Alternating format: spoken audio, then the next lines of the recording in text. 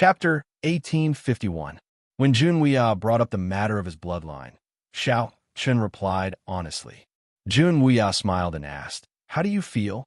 "Very strong, terrifyingly strong," Xiao Chen replied after a moment of silence. Xiao Chen was telling the truth. His bloodline was indeed very strong. It was so strong that even Xiao Chen found it hard to believe. However, Junwei slowly turned around and looked at Xiao Chen. His smile didn't fade as he said, "This is only the tip of the iceberg of your bloodline. You're still far from being able to touch the true strength." Just a corner of it was enough to make Xiao Chen tremble in fear. If Xiao Chen were to be able to fully control the power of the bloodline in his body, it was hard for him to imagine how powerful he would be. Xiao Chen didn't answer Junwei. It wasn't that Xiao Chen didn't want to answer, but that he didn't know how to.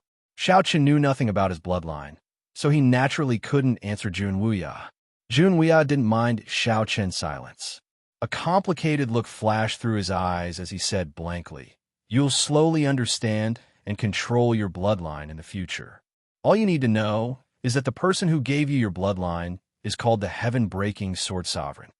The Heaven-Breaking Sword Sovereign? Xiao Chen was filled with doubt when he heard Junwei's words. He had never heard of this name before, but someone with such a powerful bloodline was definitely not a nobody. Xiao Chen secretly guessed that the Heaven-Breaking Sword Master was a Heaven-Breaking Sword Master.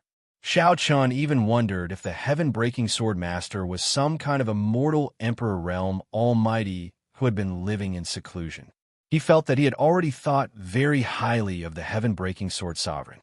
However, if Junwei knew what Xiao Chen was thinking, he would probably scoff. Immortal Emperor? Heh, he probably wasn't even close to carrying the Heaven-Breaking Sword Sovereign's shoes.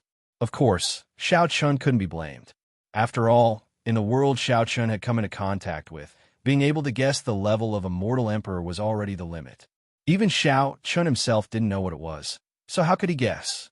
Not to mention Xiao Chen, Luo Li, and the other world lords had always been searching for the level above the Immortal Emperor realm. If even they didn't know what was above the Immortal Emperor realm, how could Xiao Chen know? Xiao Chen had never come into contact with an existence at the level of the Heaven-Breaking Sword Sovereign. Junwei clearly didn't have any intention of explaining to Xiao Chen. He only wanted Xiao Chen to remember the name of the Heaven-Breaking Sword Sovereign. As for the rest, Xiao Chen would slowly learn about it in the future. After repeating the name of the Heaven-Breaking Sword Sovereign 3 times, Junwei continued, "Your bloodline power was given to you by the Heaven-Breaking Sword Sovereign. Right now, you can only say that you have fused with the bloodline power in your body. You don't know how to use it or unleash its strength. Of course, that includes your sword body." From Junwei's point of view, Xiao Chen had a sword body but didn't know how to use it. In other words, Xiao Chen's sword body hadn't been developed at all. It was like having a treasure chest but didn't have the key. Even if you hugged it to sleep every day, you wouldn't be able to take out the treasure inside. Xiao Chen was in such a state. He had a sword body but didn't know how to use it. He also didn't know how to tap into the power of the sword body. One had to know that there was no need to doubt the power of a sword body. At least in Junwei's life, none of the people who had a sword body were ordinary. At the very least, they were all at the level of an overlord of an area. Moreover, the overlord of an area wasn't a place like the Eight Desolates world.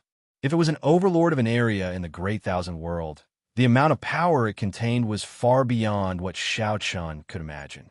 However, Xiao Chen didn't know how to use a sword body. This was why the Heaven-Breaking Sword Exalt had asked Junwei to take him in as a disciple before he left.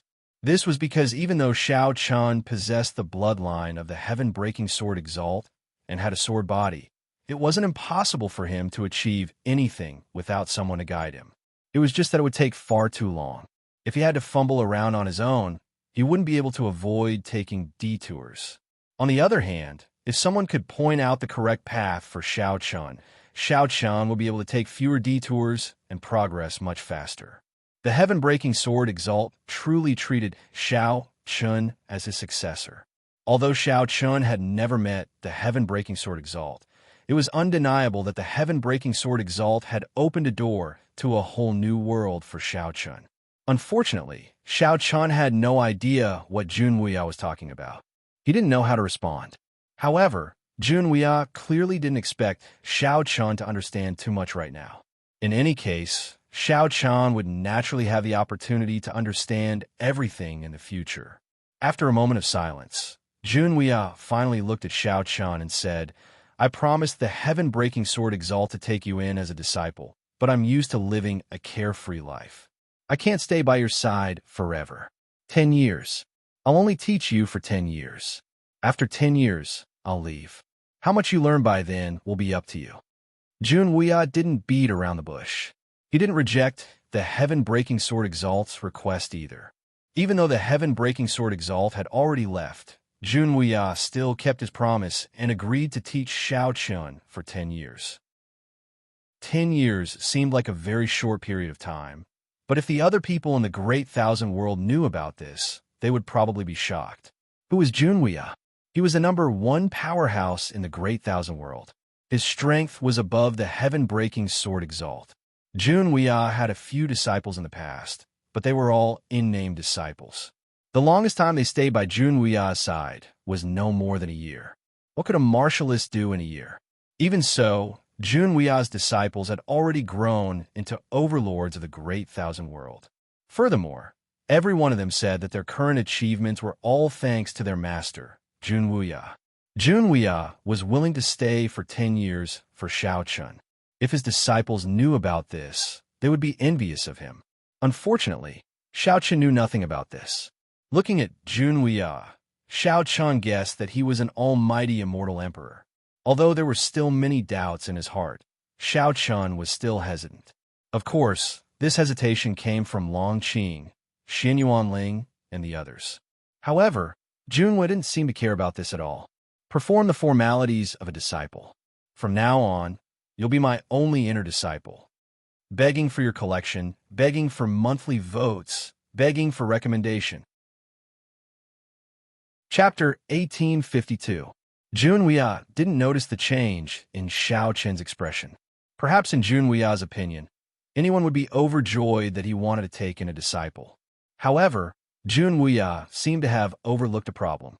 After all, this wasn't the Great Thousand World, and Xiao Chun didn't know about Junwei's identity.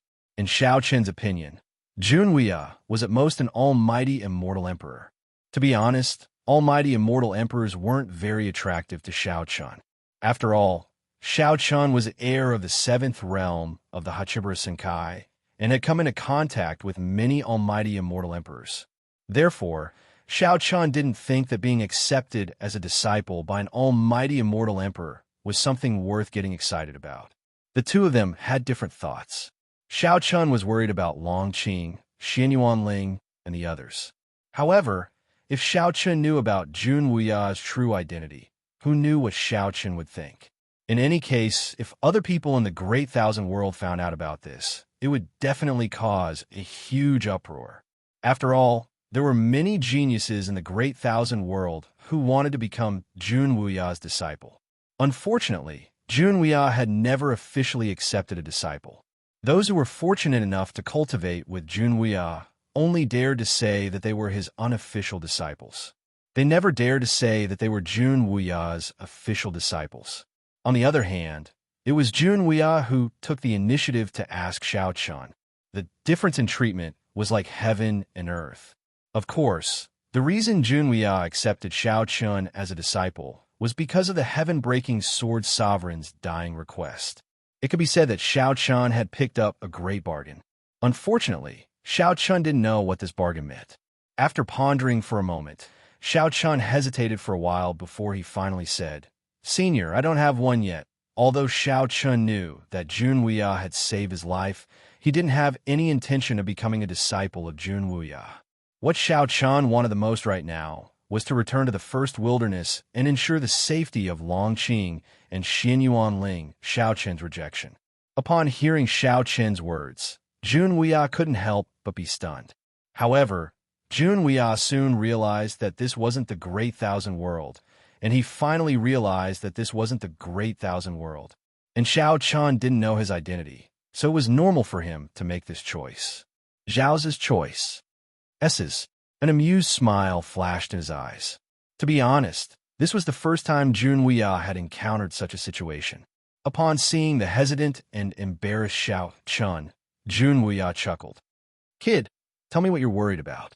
It won't be too late for you to cultivate with me after you've fulfilled your concerns. Xiao Chun wasn't willing to become a disciple of Jun Wuya now, not because of any conflict with him, but because he had concerns in his heart. Jun Wuya naturally noticed this. Upon hearing Jun Wuya's words, Xiao Chun didn't hide anything and immediately told Jun Wuya what was on his mind. Upon hearing that Xiao Chun wanted to go back on his word to the first wilderness, Jun Wuya had some understanding of the Eight Wastelands world. Although it was only on the surface, he knew where the first wilderness was and also knew about Hachibu's Senkai. Unfortunately, Hachibu's Senkai was simply too weak in Jun Wuya's eyes, and he wasn't interested in it at all. Therefore, when he heard that Xiao Chun wanted to return to Hachibu's Senkai, Jun Wuya's expression didn't change. Then let's go back. Ming Dong, take care of this matter and start cultivating with me. Jun Wuya was a little speechless. He only needed to release a rumor in the vast thousand worlds that he wanted to recruit a disciple, and the younger generation of the entire vast thousand worlds would probably break their heads to rush forward. However, he had to take the initiative to recruit Xiao Chun as his disciple in such a remote world. Sigh. However, Jun Wuya wasn't angry at all. After all, an existence of his level would naturally be magnanimous, and he wouldn't get angry over such a small matter. On the contrary, Jun Wuya felt that this was a novelty. After all, this was the first time he had such a feeling. Looking at Xiao Chun in front of him, Jun Wuya couldn't help but sigh in his heart. Perhaps this was fate. Jun Wuya agreed to let Xiao Chun return to the first wilderness first. In this regard, Xiao Chun directly agreed after pondering for a moment. Since he could go back to see if Longqing and Xin Yuanling were safe, it wouldn't be too much of a problem to follow Jun Wuya and cultivate for 10 years. Then, Xiao Chun performed the etiquette of a disciple to Jun Wuya. After kneeling 3 times and kowtowing 9 times, he respectfully called out, "Disciple Xiao Chun pays respect to master." Haha, you little brat, I guess I owe you. Let's go. I think that little girl Hongxiu has already prepared the wine and dishes. Jun Wuya shook his head and laughed. Although he had successfully become Jun Wuya's disciple, Xiao Chun didn't know anything about his master, let alone how terrifying his master was. It wasn't an exaggeration to say that if Jun Wuya wanted to, he could destroy the entire Eight Wastelands world at any time with his own strength. Even if the will of the Heavenly Wei, Luo Li, and the other sector lords joined forces, they wouldn't be able to stop him. Jun Wuya's strength was far beyond Xiao Chen's imagination. In this regard, Jun Wuya didn't say much to Xiao Chun, not even a word. Perhaps in Jun Wuya's opinion, Xiao Chun was still too far away from these things.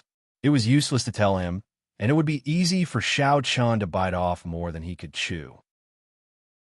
It was far better to keep him in the dark and steadily move forward step by step.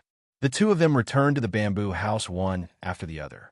Just as Jun Wuya said, Hongxiu had indeed prepared the wine and dishes. It was really difficult for this silly girl.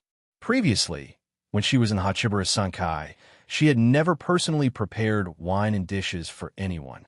However, during this period of time, Hongxiu had to prepare wine and dishes for Jun Wuya almost every day. The 3 of them directly sat in the pavilion in the small courtyard. Jun Wuya minded his own business and poured a cup of wine for himself. This wine was naturally Hongxiu's own. Speaking of which, Jun Wuya really felt that this wine tasted good. After drinking it a few times, he actually liked it.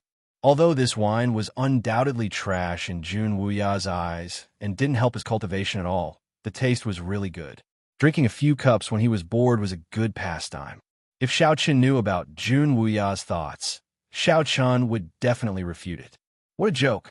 The wine served by Hongxiu was the best immortal wine in the Eight Wastelands immortal world. It was not an exaggeration to say that a drop of it was worth tens of thousands of gold. It was a real treasure. However, when it came to Jun Wuya, it became trash. Except for the taste, there was nothing else good about it. Unaware of Jun Wuya's thoughts, Jun Wuya was also tasting the wine at this time, looking very satisfied. Chapter 1853. Jun Weia liked the wine brought by Hong Xiu very much because it tasted good. Watching Jun Weia drinking one cup after another, Xiao Chen didn't feel anything at first, but gradually, Xiao Chen noticed some clues. One should know that the wine brought by Hong Xiu was the best immortal wine in the entire Hachibara Senkai. It was brewed with various heavenly treasures, and the energy contained in it was extremely pure. Under normal circumstances, Xiao Chun and the others wouldn't drink too much of such wine. After all, the energy in the wine needed time to be refined. Once they couldn't refine it or drink too much, it would be harmful to their bodies. But looking at Jun Wuya in front of him, from the time he sat down until now, it had only been less than an hour, and he had already drunk 3 whole pots. Even an immortal emperor wouldn't dare to drink 3 pots of immortal wine like this. However, Jun Wuya didn't seem to be affected at all. His face wasn't red, his breath wasn't out of breath, and there wasn't any fluctuation in his body. Not even a trace of qi was emitted from his body. This didn't affect Jun Wuya at all. This made Xiao Chen puzzled. What was the cultivation base of Jun Wuya? One should know that drinking this wine didn't depend on one's alcohol tolerance, but one's cultivation base. The higher one's cultivation base was, the more he could drink, because the amount of spiritual qi he could withstand was greater. On the other hand, those with lower cultivation base would naturally drink less. For those low-level cultivators who hadn't broken through to the saint realm, perhaps only 1 drop was enough to make them drunk. Xiao Chen was puzzled when he saw Jun Wuya drinking, but Jun Wuya didn't seem to have the intention to explain. He just continued drinking his wine. While the 3 of them were drinking, something else was happening in the first wilderness. It had been almost 3 months since Xiao Chun and Hong Xiu had disappeared. Luo Li, Hong Lian, Fu Rui, Quan Feng, and the others had also returned to the first wilderness 2 months ago. In the beginning, Hachibara Senkai used a lot of effort to inquire about the whereabouts of Xiao Chun and Hong Xiu. Unfortunately, it was to no avail. Even until now, they still didn't know where Xiao Chun and Hong Xiu were imprisoned. They only knew that their life tokens were still intact, so they were sure that both of them were still alive. However, 2 months had passed, and a storm had swept through the Hachibara Senkai.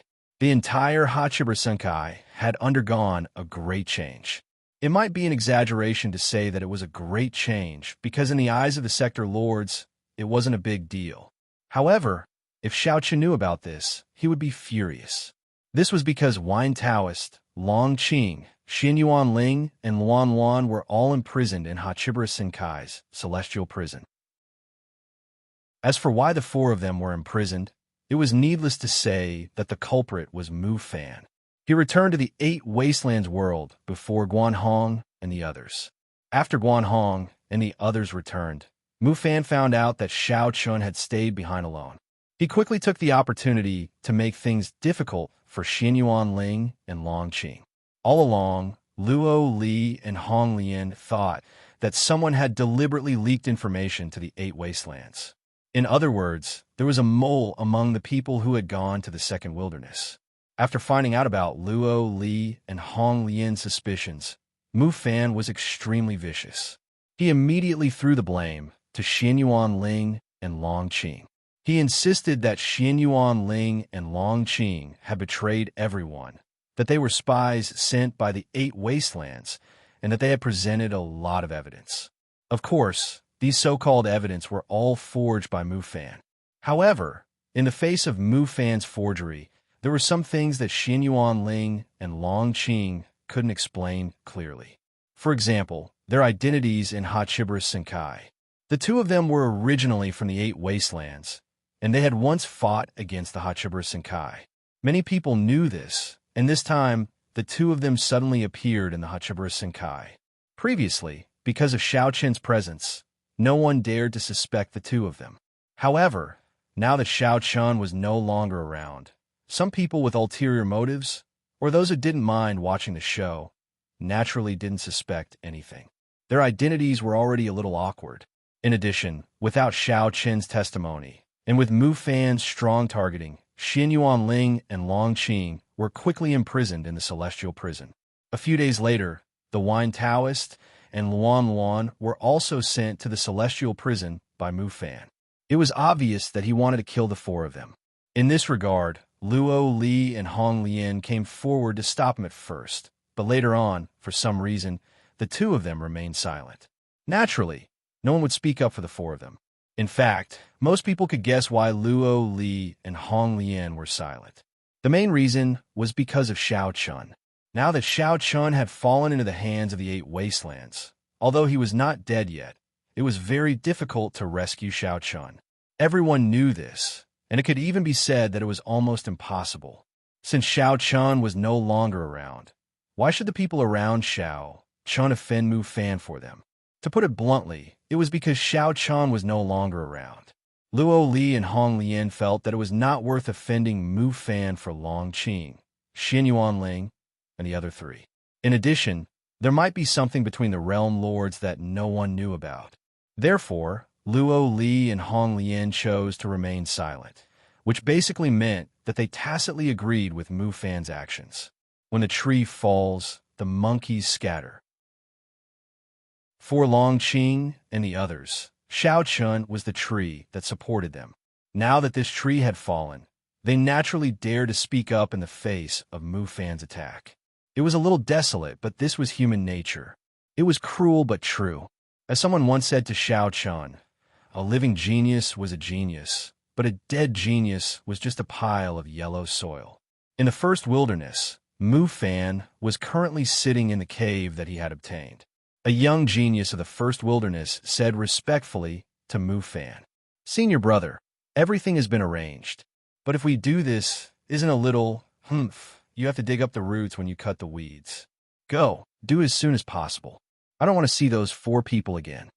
The genius said hesitantly, but before he could finish, Mu Fan had already interrupted him with a cold snort. Xin Yuanling, Long Qing, and the other three had been locked up in the celestial prison.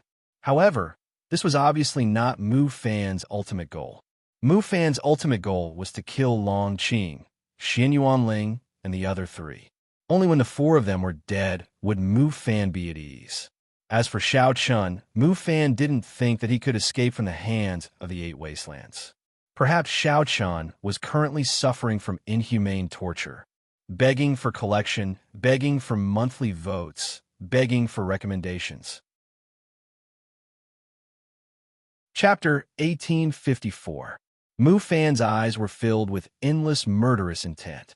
However, no one knew how satisfied Mu Fan was at the moment. He had been fighting with Xiao Chun all this while, but in the end, Xiao Chun was still killed by him. As long as he got rid of Xin Yuanling, Long Qing, and the rest, everything would be over. Mu Fan waited until the supreme talent of the first domain retreated before he couldn't help but sneer. The one who has the last laugh is the real winner. Xiao Chun, you didn't expect this, did you? From Mu Fan's point of view, Xiao Chun was the one who had fallen into such a predicament.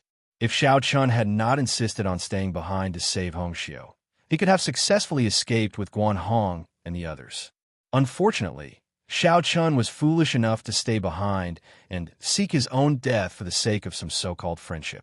Mu Fan didn't know that Xiao Chun had stayed behind to save Hongxiu. Not only did he not die, but he had also met Jun Wuya. It could be said that this was a blessing in disguise. Xiao Chun had encountered a great opportunity, and because of this opportunity, the gap between Xiao Chun and Mu Fan had widened. At this time, Xiao Chun was already a mighty figure at the beginning of the celestial venerable realm, while Mu Fan was still only at the lesser perfection of the celestial realm. This was the gap between them, and it would only grow bigger as time passed. Many people said that God was watching what man did.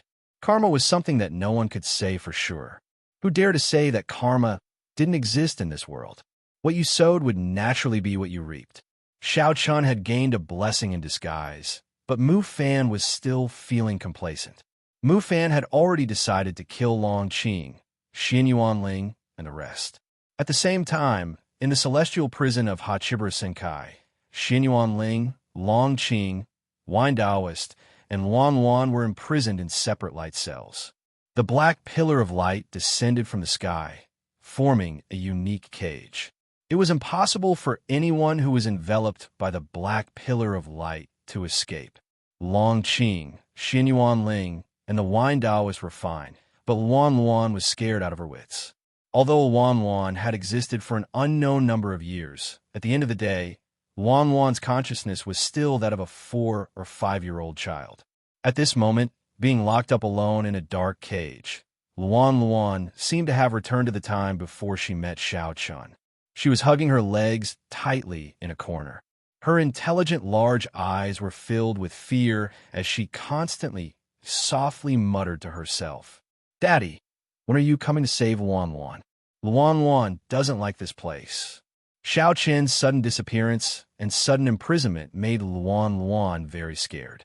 At this time, Luan Luan only wanted Xiao Chun. She only wanted to be in Xiao Chen's arms. Xiao Chun didn't know about the Hachiburas Senkai. On the broken continent of the Second Wilderness, Xiao Chun and Hong Xiu were preparing to return to the First Wilderness. However, there was a problem. They didn't have a spaceship. How were they going to return to the First Wilderness? Were they going to fly back with their own strength? It was too difficult to fly back to the First Wilderness directly. However, Junwei didn't care about it all. He looked at Xiao Chen's grave expression and said with a smile, "Let's go. I'll send you back. Settle the matter as soon as possible. We still have to come back." Junwei personally sent Xiao Chun and Hong Xiu back to the Second Wilderness. Upon hearing this, Xiao Chen's eyes flashed with a smile. It would be much more convenient to have an immortal emperor like Junwei send them back. Although the spaceship's speed wasn't as fast as a spaceship, at least their safety was guaranteed. He still treated Junwei as an immortal emperor. However, this thought quickly disappeared. Junwei didn't wait for Xiao Chun and Hong Xiu to reply. He waved his hand, and the three of them disappeared in an instant. Speaking of Junwei, although you couldn't feel the slightest overbearingness from him, it wasn't difficult to see that Junwei was actually a very overbearing person from many ordinary things. In other words, Junwei's overbearingness was cultivated because of him.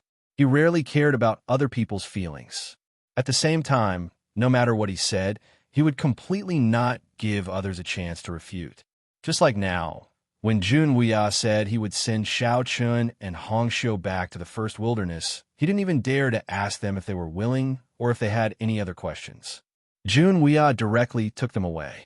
To put it bluntly, Junwei didn't care about other people's feelings. This was also a reflection of his strength. They thought it would take at least a month to return to the First Wilderness without a spaceship. After all, even if they used a spaceship, it would take at least half a month to reach the First Wilderness from the Second Wilderness. Moreover, the three of them didn't have a spaceship, so they had to rely on their own strength to travel. However, in less than 2 hours, when Xiao Chun and Hong Xiu came back to their senses, they discovered that they were already outside the First Wilderness. Xiao Chun and Hong Xiu were still conscious, but they could not move at all. It was as if they were being squeezed by something. In less than 2 hours, the three of them had arrived outside the First Barren territory. They looked at Junwei with their mouths agape. This was too terrifying.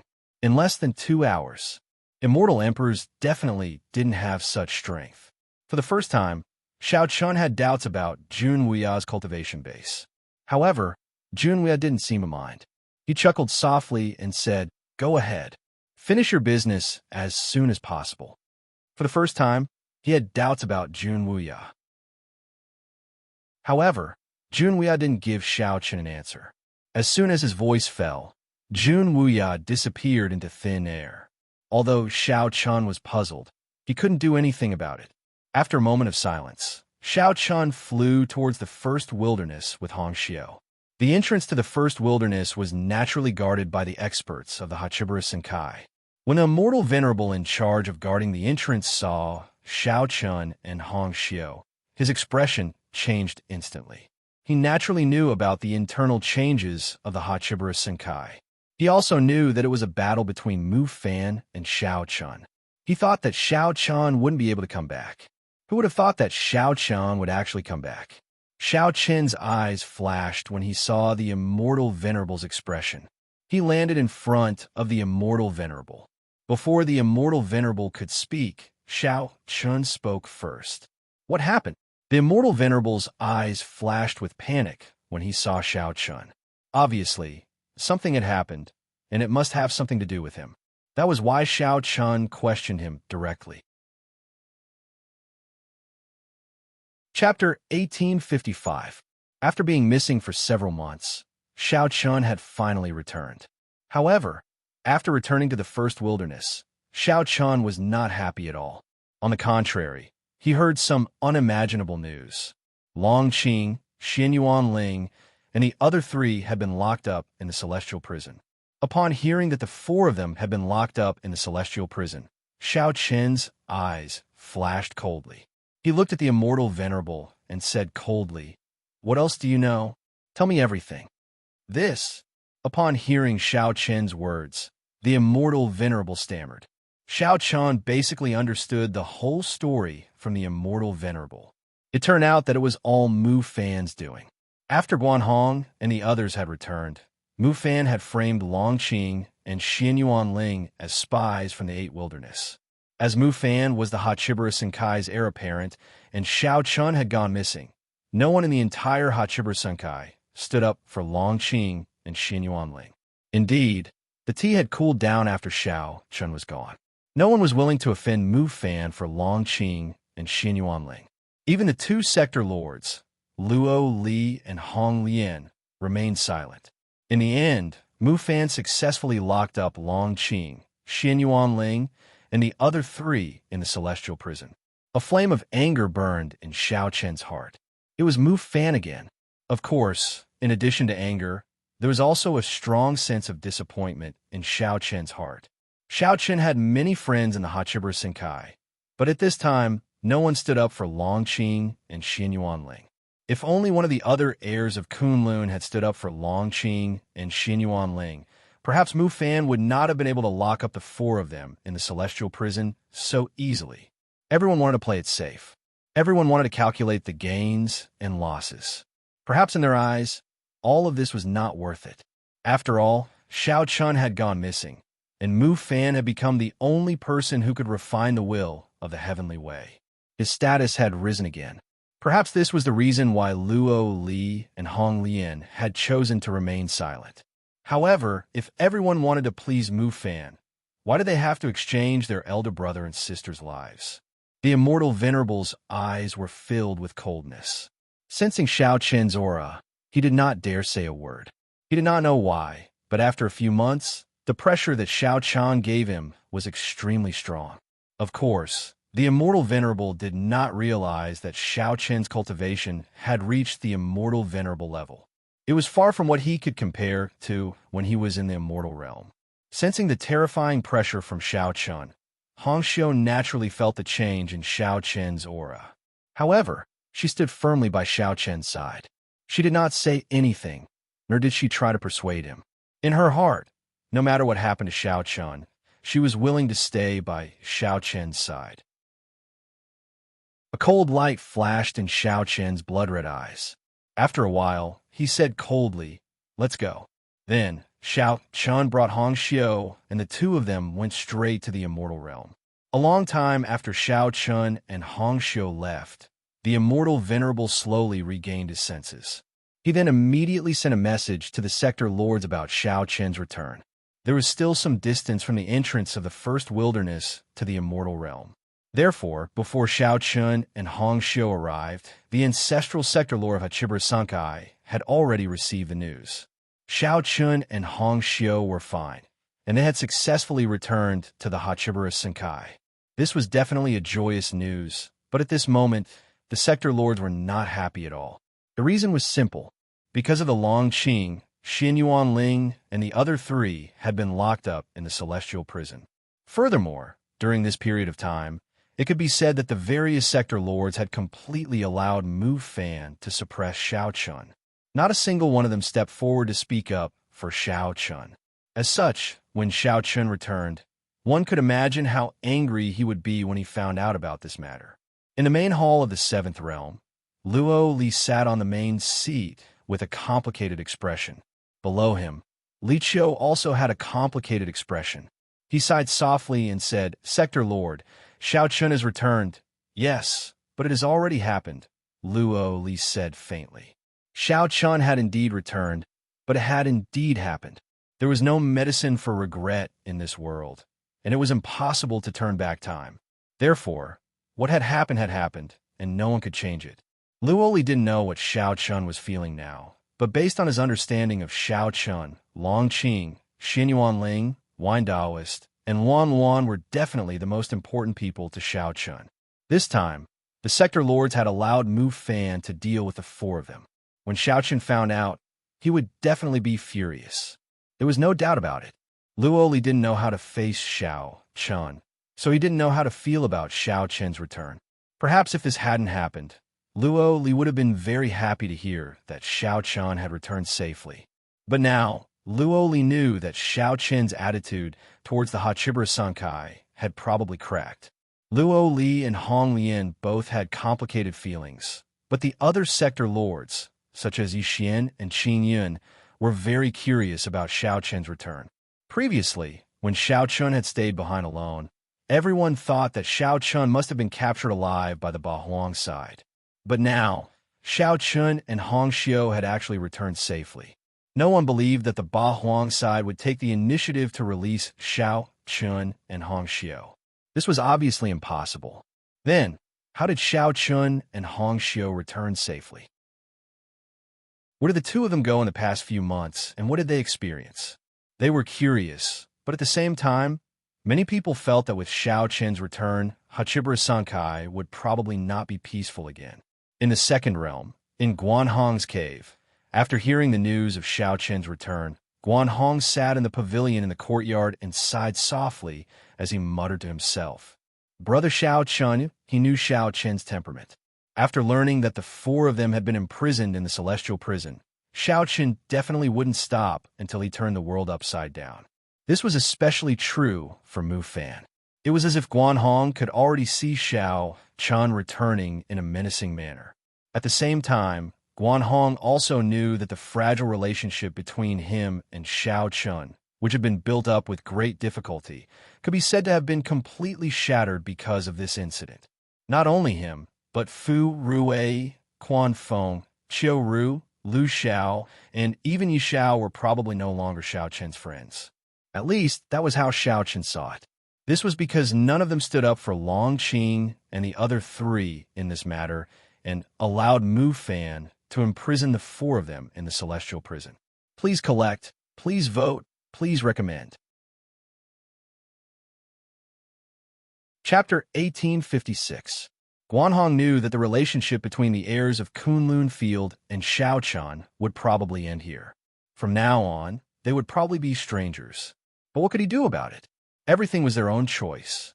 Not only Guanhong, but Fu Rui, Quan Feng, and Qiu Ru had also heard the news of Xiao Chun's return. They sighed helplessly in their hearts.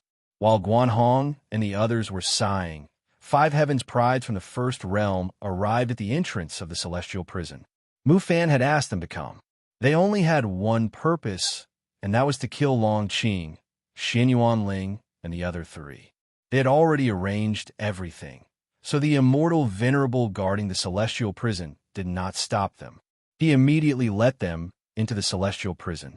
Mu Fan had imprisoned Long Qing, Xinyuan Ling, and the other 3. As if that was not enough, he wanted to take their lives. While the 5 heavens prides from the first realm were entering the celestial prison, on the other side, in Yi Zhao's cave residence in the 8th realm. At this moment, Yi Zhao's face was filled with pain. This was because he did not stand up for Long Qing, Xinyuan Ling, and the other 3. Yi Zhao had made this choice because it was not worth it. If it were Xiao Chun or Hong Xiu, Yi Zhao would definitely choose to stand on Xiao Chun's side without hesitation. However, for the sake of Xinyuan Ling and Long Qing, Yi Zhao hesitated. In the end, he chose to ignore them. Knowing the relationship between Long Qing, Xinyuan Ling, and Xiao Chun, Yi Zhao naturally knew what would happen between him and Xiao Chun in the future. Yi Zhao was not stupid. He naturally knew that his relationship with Xiao Chun was not even comparable to a strand of hair on Long Qing's and Xinyuan Ling's legs. Yi Xiao sighed helplessly. But soon, he thought of something and cursed under his breath. Oh no! Yi Xiao could be said to be the one who understood Xiao Qin's character the best. At this moment, everyone probably thought that Xiao Qian would go to the seventh realm first. However, Yi Xiao was sure that Xiao Qian would not go to the seventh realm. He would go directly to the celestial prison. Xiao Qin's character. Suddenly thinking of this, Yi Xiao did not care about anything else. He immediately rushed to the celestial prison. On the other hand, just as Yi Xiao was about to leave, Xiao Qun had already arrived at the entrance of the celestial prison. Just as Yi Xiao thought, Xiao Qun did not return to the seventh realm at all. Instead, he went directly to the celestial prison. Standing at the entrance of the celestial prison, Xiao Qun was blocked by several Hachibara Senkai experts who were responsible for guarding the celestial elder. Among them, the leader was an immortal venerable. However, he was only at the entry level of cultivation. In Xiao Qin's eyes, he was obviously not strong enough. Xiao Qin's expression was calm. However, if you looked closely, you would be able to see the thick coldness in his eyes and a flash of killing intent. Facing these Hachibara Senkai experts, Xiao Qun said indifferently, "Get out of my way." He was not in the mood to talk nonsense with these guys. However, after hearing Xiao Qin's words, the leader of the immortal venerable experts shouted without fear. Without the order of the realm lord, no one is allowed to enter the celestial prison. This immortal venerable expert was originally from the first realm. Naturally, he would not give any face to Xiao Qun. Moreover, this was the Hachibara Senkai. Naturally, he was not afraid of Xiao Qun. Would Xiao Qun dare to attack him here? He did not seem to be afraid of Xiao Qun at all. However, this immortal venerable expert's guess was not without reason. If it was before, Xiao Qun might not have attacked. But now, Xiao Qun was already disappointed in Hachibara Senkai. Therefore, with Xiao Qin's character, why would he care about the bullsh asterisk T rules? Xiao Qin did not say anything in the face of this immortal venerable expert's reply. Instead, he chose to attack. With a point of his finger, one of the immortal realm guards was sent flying by Xiao Qun. He did not expect Xiao Qun to suddenly attack. However, before this immortal venerable expert could recover from his shock, Xiao Qun had already leaped up and attacked them. Xiao Qun did not intend to talk nonsense with these people. Since they did not want to let him in, he would just fight his way in. Seeing that Xiao Qun had made his move, Hong Xiu, who was at the side, did not hesitate either. She followed Xiao Qun and attacked the few people. In Hong Xiu's opinion, Xiao Qun was the most important. Hong Xiu's action warmed Xiao Qin's heart. However, Xiao Qin obviously did not have the time to care about these things. Rescuing Long Qing and Xianyuan Ling was the most important thing to Xiao Qun. Xiao Qin opened the gate at the entrance. With Xiao Qin's current immortal venerable cultivation base, these people naturally could not stop him. However, at the same time, in the small world of the celestial prison, other than Long Qing, Xianyuan Ling, Wine Taoist, Wan Wan, and the four old dragons, the other 5 supreme geniuses of the first realm had appeared in front of them. The cultivation base of Long Qing and the other 3 had been completely sealed. When they were imprisoned in the celestial prison, the immortal emperor elders of the first realm had personally sealed their cultivation base. As for Wine Taoist, it was Mu Tai who had personally sealed his cultivation base.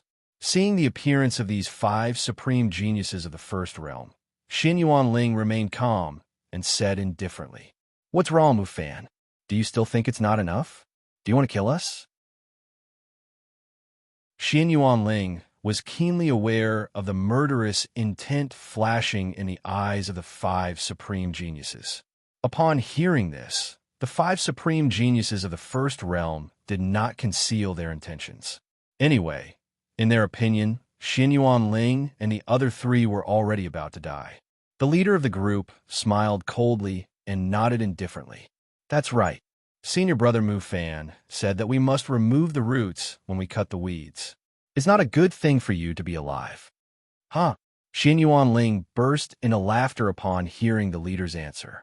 Looking at the laughing Xianyuan Ling, the supreme genius said coldly, "You're about to die and you're still laughing. Huh? Why can't I laugh? Aren't you afraid that my third brother will come back one day if you want to kill the four of us? Xin Yuanling stopped laughing and looked at the supreme genius.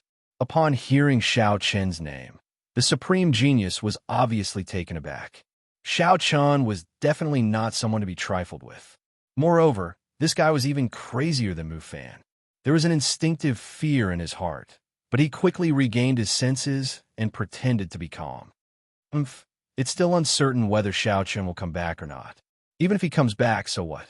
Do you think the Hachibara Sankai will allow him to cover the sky with one hand? It was as if he was not afraid of Xiao Chen. However, as soon as his voice fell, an indifferent voice sounded behind him. I don't know if I can cover the sky with one hand, but now you have to die.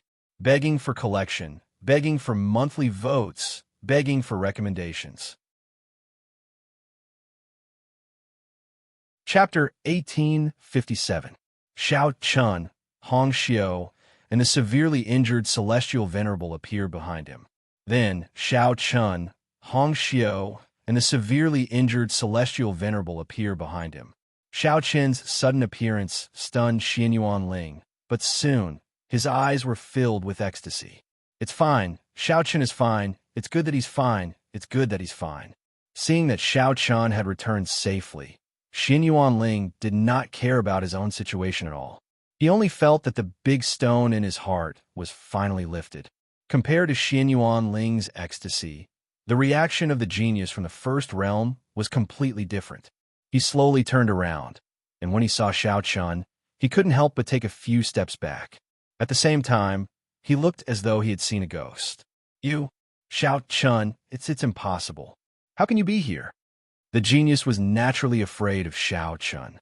At the same time, he was also puzzled as to why Xiao Chen, who had gone missing, would appear here. Unfortunately, Xiao Chen didn't seem to care about his fear. His blood-red eyes were filled with intense killing intent because Xiao Chen had heard what the genius had said just now. Mu Fan had not only imprisoned Long Qing, Xin Yuanling, Wine Daoist, and Luan Luan in the celestial prison, but he even wanted to silence them. It was hard to imagine what would have happened if he had arrived a little later. He reckoned that Long Qing, Xin Yuanling, and the other three would have been dead by now. After all, their cultivation bases were sealed, and they didn't have the strength to fight back at all. What a great way to cut the weeds and dig up the roots. So, you also know about this matter. Xiao Chen's eyes were overflowing with killing intent. He turned around and looked indifferently at the immortal venerable in his hand. Needless to say, this immortal venerable was none other than the expert who was in charge of guarding the entrance of the heavenly prison. However, he was completely frightened by Xiao Chen's question, so he stammered, "Sir, I'm not a heavenly venerable. I'm just following orders. It's not up to me to decide." From the previous exchange of blows, the immortal venerable knew that Xiao Chen's cultivation base was no longer at the immortal realm, but at the immortal venerable realm. Although he didn't know how Xiao Chen had broken through to the immortal venerable realm in just a few months, it was undeniable that Xiao Chen was completely different from before. It was no exaggeration to say that the current Xiao Chen had left the other heirs far behind. Life and death were all in Xiao Chen's hands. Naturally, the immortal venerable was terrified. However, Xiao Chen wasn't moved by his explanation. He tightened his grip on the immortal venerable's neck, and a blood-red light gathered in Xiao Chen's palm. Following orders? In that case, you must have known about this matter. In that case, I haven't wronged you. Since Xiao Chen wanted to hurt the people around him, he naturally wouldn't show any mercy. However, just as Xiao Chen was about to kill the immortal venerable, a shout was heard from afar. "Xiao Chen, stop!" Along with the voice, Yi Xiao rushed over from the entrance of the celestial prison. However, Xiao Chen completely ignored his shout. Without any hesitation, Xiao Chen broke the immortal venerable's neck. At the same time, vigorous spiritual energy instantly entered the immortal venerable's body and killed him. His vitality was gone. He casually tossed the immortal venerable's corpse aside. At the same time, Yi Xiao quickly arrived in front of Xiao Chen. Yi Xiao wore a complicated expression as he watched Xiao Chen kill the immortal venerable, without hesitation. As a matter of fact, Yi Xiao had already sensed that something was amiss when he arrived at the entrance of the celestial prison, because Xiao Chun had already killed 2 immortal venerables. Xiao Chun met Yi Xiao's eyes. At this moment, he no longer treated Yi Xiao as intimately as before. Instead, he treated Yi Xiao coldly as though they were strangers. Just like Yi Xiao and the other heirs of Kunlun, Xiao Chun no longer treated them as friends because of what they had done. Although he didn't resent them, the little bit of affection he had for them had indeed vanished into thin air. They were just strangers now. In the face of Xiao Chun's indifference, Yi Xiao remained silent for a moment. In the end, he sighed helplessly and said, "Xiao Chun, you're in big trouble." He had killed 2 immortal venerables and 1 immortal venerable in the Hachiba Senkai. This was indeed big trouble. However, Xiao Chun didn't take Yi Xiao's words to heart. Was this considered big trouble? This matter was far from over. He didn't have the slightest intention of paying attention to Yi Xiao. From a moment, Yi Xiao chose to stand by and watch. Xiao Chun and him had nothing much to say. He turned around and walked directly to Xianyuan Ling. Xiao Chun's eyes flashed with gentleness. He said slowly, "Big brother, are you all right? It's a small matter. Let's deal with the matter at hand first. We'll talk about the rest later." Xianyuan Ling smiled. The matter at hand was not over yet. However, to Xiao Chun, this was not a problem.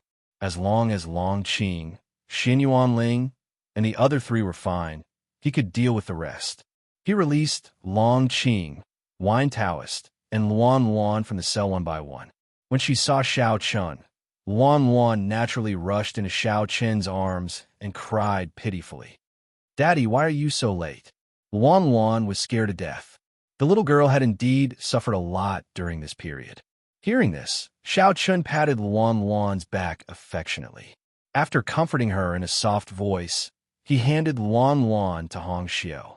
While Xiao Chun was busy comforting Luan Luan, the 5 first world geniuses wanted to take the opportunity to slip away. Unfortunately, before they could take a step, Xiao Chun had already spoken. "Did I agree to let you go?" These 5 people were sent by Mu Fan to kill Long Qing and the other 3. Even the almighty immortal venerable, Xiao Chun, was killed. How could Xiao Chun let these 5 people go? Hearing Xiao Chun's words, the 5 people's faces darkened. However, at this moment, Yi Xiao stepped forward and said, "Xiao Chun, this is Hachiba Senkai. You can't act recklessly here." Yi Xiao actually stepped forward to protect these 5 people. Of course, Yi Xiao's intention was not to protect these 5 people. Instead, he wanted to protect Xiao Chun. After all, this was Hachiba Senkai. If Xiao Chun killed these 5 people, things would not end well. All in all, Yi Xiao was doing this out of consideration for Xiao Chun. Begging for collection, begging for monthly votes, begging for recommendations. Chapter 1858. Yi Xiao was thinking for Xiao Chun. However, did Xiao Chun need Yi Xiao to do this? Perhaps Xiao Chun would have given Yi Xiao some face in the past. However, Xiao Chun no longer had any feelings for Yi Xiao. From the moment he stood by and did nothing to help Long Qing and Xianyuan Ling, he was destined to end up like this. Perhaps Yi Xiao had his own helplessness. Xiao Chun did not blame him or hate him. However, from now on, the 2 of them were destined to be strangers. Life was like this. Some people could accompany you for life, while others could only accompany you for part of the journey. Yi Xiao was obviously the latter. Xiao Chun looked at Yi Xiao indifferently and said calmly, "Get out of my way." He did not hate Yi Xiao and did not want to hurt him. However, Yi Xiao said with a complicated expression, "Xiao Chun, have you really thought it through? If you kill them again, there will be no turning back." He had already killed 2 Immortal Realm experts and 1 Immortal Prime. However, in Yi Xiao's opinion, given Xiao Chun's status, even if he would be punished, it would not be too severe. However, if Xiao Chun killed the 5 geniuses from the First Realm, things would be completely different. Moreover, Mu Fan would definitely take the opportunity to make things difficult for him. In that case, even though Xiao Chun was the heir of the 7th Realm, it would be difficult for him to escape punishment. Yi Xiao still wanted to persuade Xiao Chun. However, after hearing his words, Xiao Chun only replied indifferently, "Get out of my way." He gestured for Yi Xiao to get out of his way again. Upon hearing this, Yi Xiao hesitated for a moment and finally stepped aside helplessly. Yi Xiao did not insist on stopping Xiao Chun. Perhaps this was the difference between friends and brothers. Think about it. If Xianyuan Ling or Long Qing were to be replaced with Yi Xiao, the two of them would definitely not step aside. Friends could persuade you, but they would definitely not let themselves get involved. However, brothers were the ones who could persuade you and also jump into the pit with you. Yi Xiao stepped aside. At the same time, the five geniuses from the first realm faced Xiao Chun. Their leader looked terrified, but he still had to muster up his courage and speak. "Xiao Chun, this is the Hachiburas Senkai. Only the Hachiburas Senkai has rules. Even if there is a punishment, it should be decided by the realm lords. You can't kill us." The genius forced himself to remain calm. However, upon hearing this, Xiao Chun did not hesitate at all. 5 streaks of blood-red sword chi gathered around him and formed 5 streaks of sword radiance. Xiao Chun did not do anything, but the 5 streaks of sword radiance directly attacked the 5 geniuses. As Xiao Chun attacked, Yi Xiao was immediately stunned. Then, he said in disbelief, "The beginning of the immortal prime realm." Previously, Yi Xiao had not noticed a change in Xiao Chen's cultivation level. However, now that Xiao Chun had taken the initiative to attack, he could clearly feel that Xiao Chen's cultivation level had broken through to the immortal prime realm. In just a few months, Xiao Chun had stepped into the immortal prime realm. On the other hand, Yi Xiao and the other heirs of Kunlun were still in the lesser perfection immortal realm. A look of disappointment flashed across Yi Xiao's eyes. How could he not understand that Xiao Chun had already given him enough face?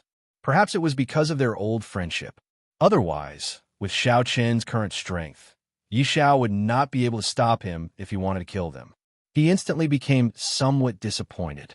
At the same time, Hong Xiao, who was standing beside Xiao Chun with Luan Luan in her arms, looked at Yi Xiao with a complicated expression. Just now, she was really afraid. She was afraid that Xiao Chun would attack Yi Xiao. Fortunately, Xiao Chun did not attack in the end. This did not make things too difficult for Hong Xiao. After all, they had grown up together. Hong Xiao and Yi Xiao still had a deep relationship. However, between Yi Xiao and Xiao Chun, Hong Xiao would definitely choose Xiao Chun without hesitation. There was no doubt about it. Without paying attention to Yi Xiao's change, 5 blood-red sword rays shot towards the 5 geniuses of the first realm. As expected, the 5 of them were killed on the spot. Xiao Chun had already broken through to the immortal prime realm. Just now, he did not hold back at all. He directly used the power of the sword realm. In this way, how could the 5 geniuses of the first realm resist him? Yi Xiao had easily killed 5 people. Yi Xiao sighed inwardly at this. Things had finally gotten out of hand and were out of hand. Had things gotten out of hand? Yi Xiao obviously did not realize that Xiao Chen's real purpose was not only this. Things were not over yet. After Xiao Chun killed the 5 geniuses Xianyuan Ling, Long Qing, and Wine Taoist came to Xiao Chun at the same time and looked at Xiao Chun. Xianyuan Ling said calmly, "Third brother, what should we do next?" They had killed the 5 geniuses. No matter what, the 3 of them would definitely accompany Xiao Chun. Upon hearing Xianyuan Ling's words, Xiao Chun said flatly, "Of course we have to find the culprit. We have to remove the roots when we cut the grass." Mu Fan had tried to kill him again and again. This time, he had almost harmed Long Qing, Xianyuan Ling, and the others. Xiao Chun did not have the patience to be entangled with him. This time, no matter what, Xiao Chun must kill this guy. Upon hearing Xiao Chen's words, Wine Taoist's expression changed slightly. "You still want to kill Mu Fan? Mu Fan is an heir of Kunlun. So what? If I don't kill this person, I won't be at ease. As for the rest, let's talk about it later. At most, I'll just leave," Xiao Chun said coldly. Mu Fan had to be killed. At most, he would leave the Hachiburas Senkai. After all, after this incident, Xiao Chun was extremely disappointed with the Hachiburas Senkai. Or rather, After this incident, Xiao Chun finally understood a principle. Living under someone else's roof, one would always have to look at their face. It was not easy for him to have a little bit of acknowledgement with the Hachibara Senkai. However, after this incident, this acknowledgement had disappeared. Upon hearing Xiao Chen's words, Wine Taoist, Long Qing, Xinyuan Ling, and Hongxiu's expressions changed slightly. Leaving the Hachibara Senkai was not a joke. Of course, it was not as if Xiao Chun did not have something to rely on to say such a thing. Naturally, it came from Jun Wuya. Previously, Xiao Chun had always thought that Jun Wuya was at most an almighty in the immortal emperor realm. However, this time, it only took him 2 hours to travel from the second wilderness to the first wilderness. Therefore, Xiao Chun guessed that Jun Wuya was not an almighty in the immortal emperor realm. Instead, he was an existence that had surpassed the immortal emperor realm. With such a strong backing, Xiao Chun had the confidence to leave the Hachibara Senkai. At the same time, it was possible for him to kill Mu Fan. Otherwise, based on Xiao Chen's own strength, it would be impossible for him to kill Mu Fan under the protection of the Hachibara Senkai's experts. Xiao Chun was relying on Jun Wuya. However, Xiao Chun did not know that Jun Wuya's cultivation had not only surpassed the immortal emperor realm. In fact, it was far beyond the immortal emperor realm. The difference between Jun Wuya's cultivation and the immortal emperor realm was like heaven and earth. Begging for collection, begging for monthly votes, begging for recommendations. Chapter 1859. Immortal emperors were nothing in front of Jun Wuya. Of course, Xiao Chun did not know about this. However, Yi Zhao's face darkened when he heard Xiao Chun say that he wanted to leave the Hachibara Senkai. Then, he spoke in an unfriendly tone. Xiao Chun, you can eat whatever you want, but you can't say whatever you want. Leaving the Hachibara Senkai is courting death. Yi Zhao grew up in the Hachibara Senkai, so his loyalty to the Hachibara Senkai was unquestionable. Therefore, when he heard Xiao Chun say that he wanted to leave the Hachibara Senkai, Yi Zhao could not help but feel angry. At the same time, he was warning Xiao Chun that it was impossible to leave the Hachibara Senkai because this was already crossing the bottom line of the Realm Lords. It was not only the Hachibara Senkai, but also any other force in the world. How could they come and go as they pleased? Think about it. When you enter a sect, and the sect nurtures you, it is impossible for you to leave after you have completed your studies. Therefore, in Yi Zhao's opinion, Xiao Chun was courting death by leaving the Hachibara Senkai. In the face of Yi Zhao's angry rebuke, Xiao Chun only glanced at him indifferently and did not say anything. Then, he turned to Long Qing and the others and said, "Let's go to the first realm." Xiao Chun completely ignored Yi Zhao and led the 4 of them to the first realm. Along the way, Hongxiu wanted to say something several times, but she held back in the end.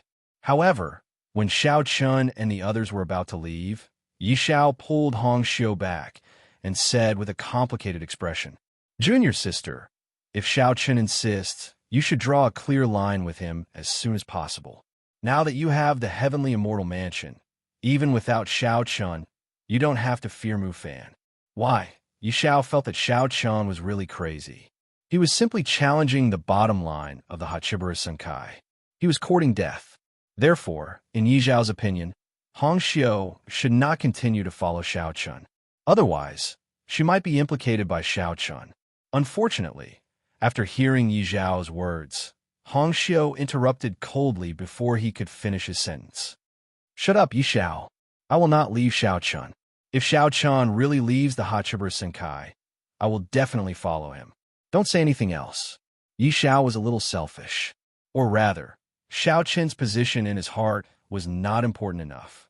As soon as Hongxiu finished speaking, she did not wait for Yi Zhao's reply and immediately chased after Xiao Chun.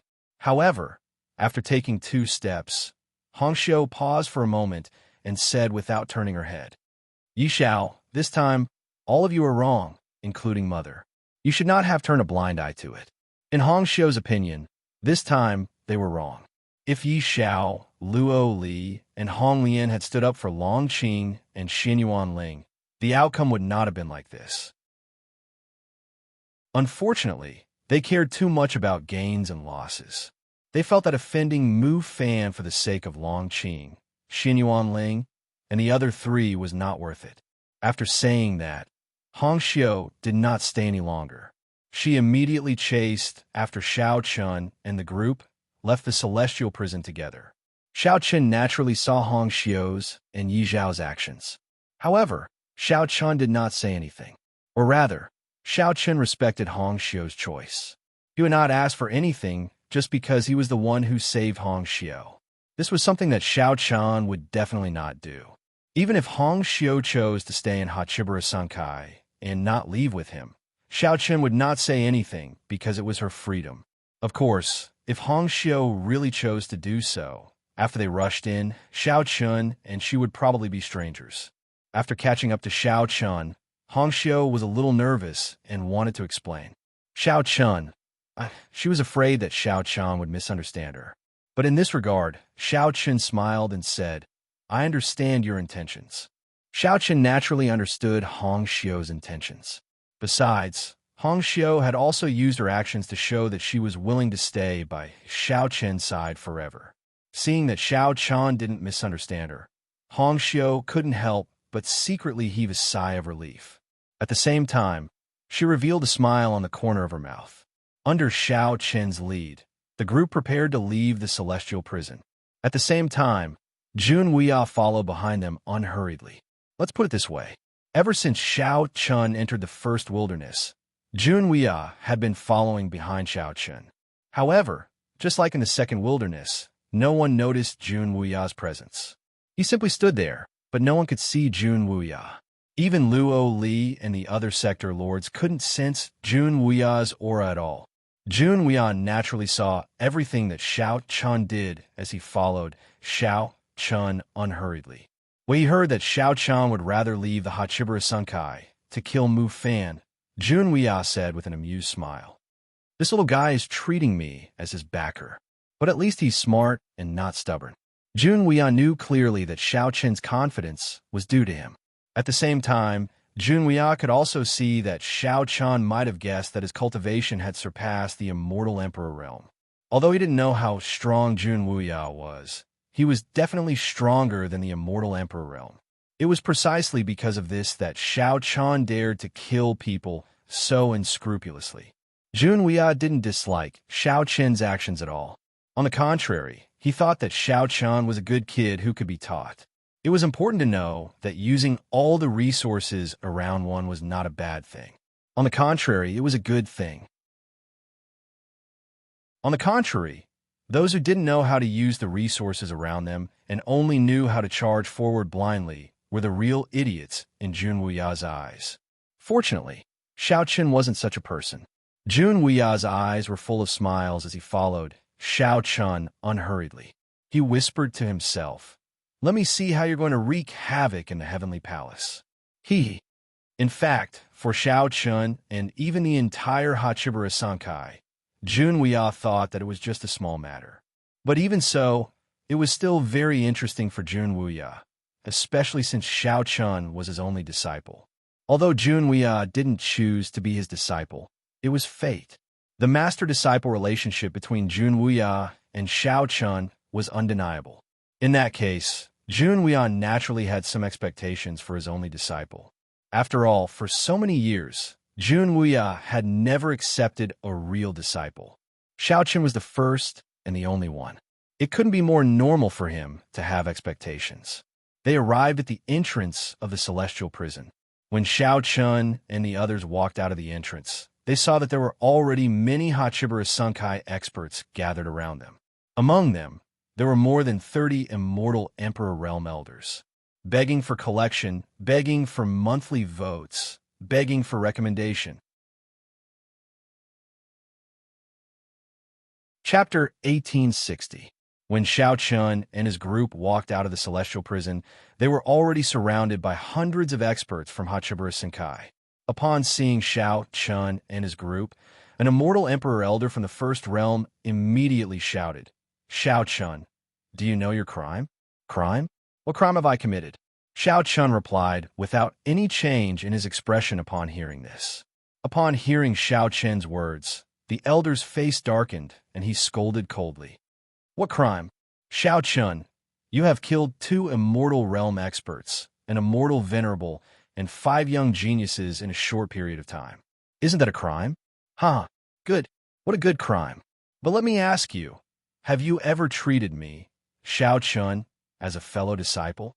During the trip to the Second Baron territory, it was I, Xiao Chun, who asked Guan Hong and the others to retreat in time while I stay behind to fight with the many powerful cultivators from the 8 Baron territories. But what about you? After I went missing, you attacked the people around me. Is this what you call a fellow disciple? Since you have never regarded me as a fellow disciple, how can I kill my fellow disciple? Xiao Chun said in a neither servile nor overbearing manner when faced with the first elder's rebuke. Hearing this, everyone present fell into silence. Indeed, after Xiao Chun went missing, Mu Fan had indeed gone overboard with the things he had done. However, they had chosen to turn a blind eye to it because everyone felt that Xiao Chun was dead for sure this time. To offend Mu Fan, who was in the limelight, for the sake of 4 people, was obviously unwise. No one could answer Xiao Chun. However, at this moment, Mu Fan appeared in front of Xiao Chun and said coldly, "Humph! Xiao Chun, don't you know that your eldest brother and second sister are spies sent by the 8 Desolates? What's wrong with locking them up in the celestial prison?" Mu Fan had finally appeared. In fact, Mu Fan had already known that Xiao Chun had returned. He had only appeared now because he wanted to kill Xiao Chun in one fell swoop. Xiao Chun had openly killed so many people in the Hachibara Senkai. In Mu Fan's opinion, this was the best opportunity to get rid of him. As soon as his voice fell, the corners of Mu Fan's mouth curled into a sneer. Mu Fan felt that he would definitely be able to kill Xiao Chun this time. When Xiao Chun saw Mu Fan, his eyes were also bursting with endless killing intent. He sneered and said, "Don't worry. Spy? Heh. If you want to condemn someone, you can always find a pretext. In my opinion, you were probably the real spy in the Second Wilderness. You were the one who told the information to the 8 Desolates, and then you put us in danger." Xiao Chun had actually thought about the incident in the Second Desolates. No matter how he looked at it, Mu Fan was definitely the biggest suspect. Unfortunately, this was only Xiao Chun's suspicion and he didn't have any evidence. However, he wasn't afraid because if Xiao Chun wanted to kill Mu Fan, he didn't need any evidence. He just needed to rely on his strength. Xiao Chun didn't back down and counterattacked. Hearing this, the killing intent in Mu Fan's eyes became even more intense. He immediately retorted, "Xiao Chun, you don't have to slander me. I don't want to waste my time with you. Let's not talk about other things. You can't deny that you killed your fellow disciples, right?" The incident in the Second Desolates was already unclear. Even if Mu Fan was the biggest suspect, so what? Who could provide evidence? Therefore, there was no point in getting entangled with the incident in the Second Desolates. On the other hand, Xiao Chun dared to kill his fellow disciples in the Hachibara Senkai. Moreover, there was more than one person. This matter could be said to be irrefutable. Xiao Chun had a glib tongue, and he couldn't deny it. Therefore, Mu Fan wanted to kill him. Naturally, he knew what Mu Fan was thinking. Hearing this, Xiao Chun sneered. So what? He didn't want to defend himself from the start. If he killed them, then so be it. Moreover, these people deserved to be killed. Moreover, the matter wasn't over yet. Xiao Chun still wanted to kill more people, and that person was Mu Fan, who was standing in front of him. Mu Fan probably never thought that Xiao Chun would still want to kill him even after reaching such a state. Hearing that Xiao Chun didn't defend himself at all and admitted it, Mu Fan laughed coldly. "Since you admit it, then it's easy. Killing your fellow disciples. Xiao Chun, according to the sect rules, you should at least have your cultivation crippled and be expelled from the Hachibara Senkai." Xiao Chun and Mu Fan were confronting each other. At the same time, in the Great Hall of the First Realm, the Realm Lords of Luo Li were gathered together. They were naturally discussing the matter of Xiao Chun. I never thought that Xiao Chun would be able to return safely.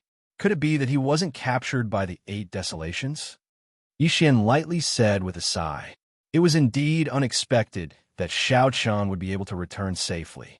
However, hearing this, Qing Yun said in a low voice, returning is a good thing, but from the looks of it, Xiao Chun probably already has a crack in Hachiba Senkai.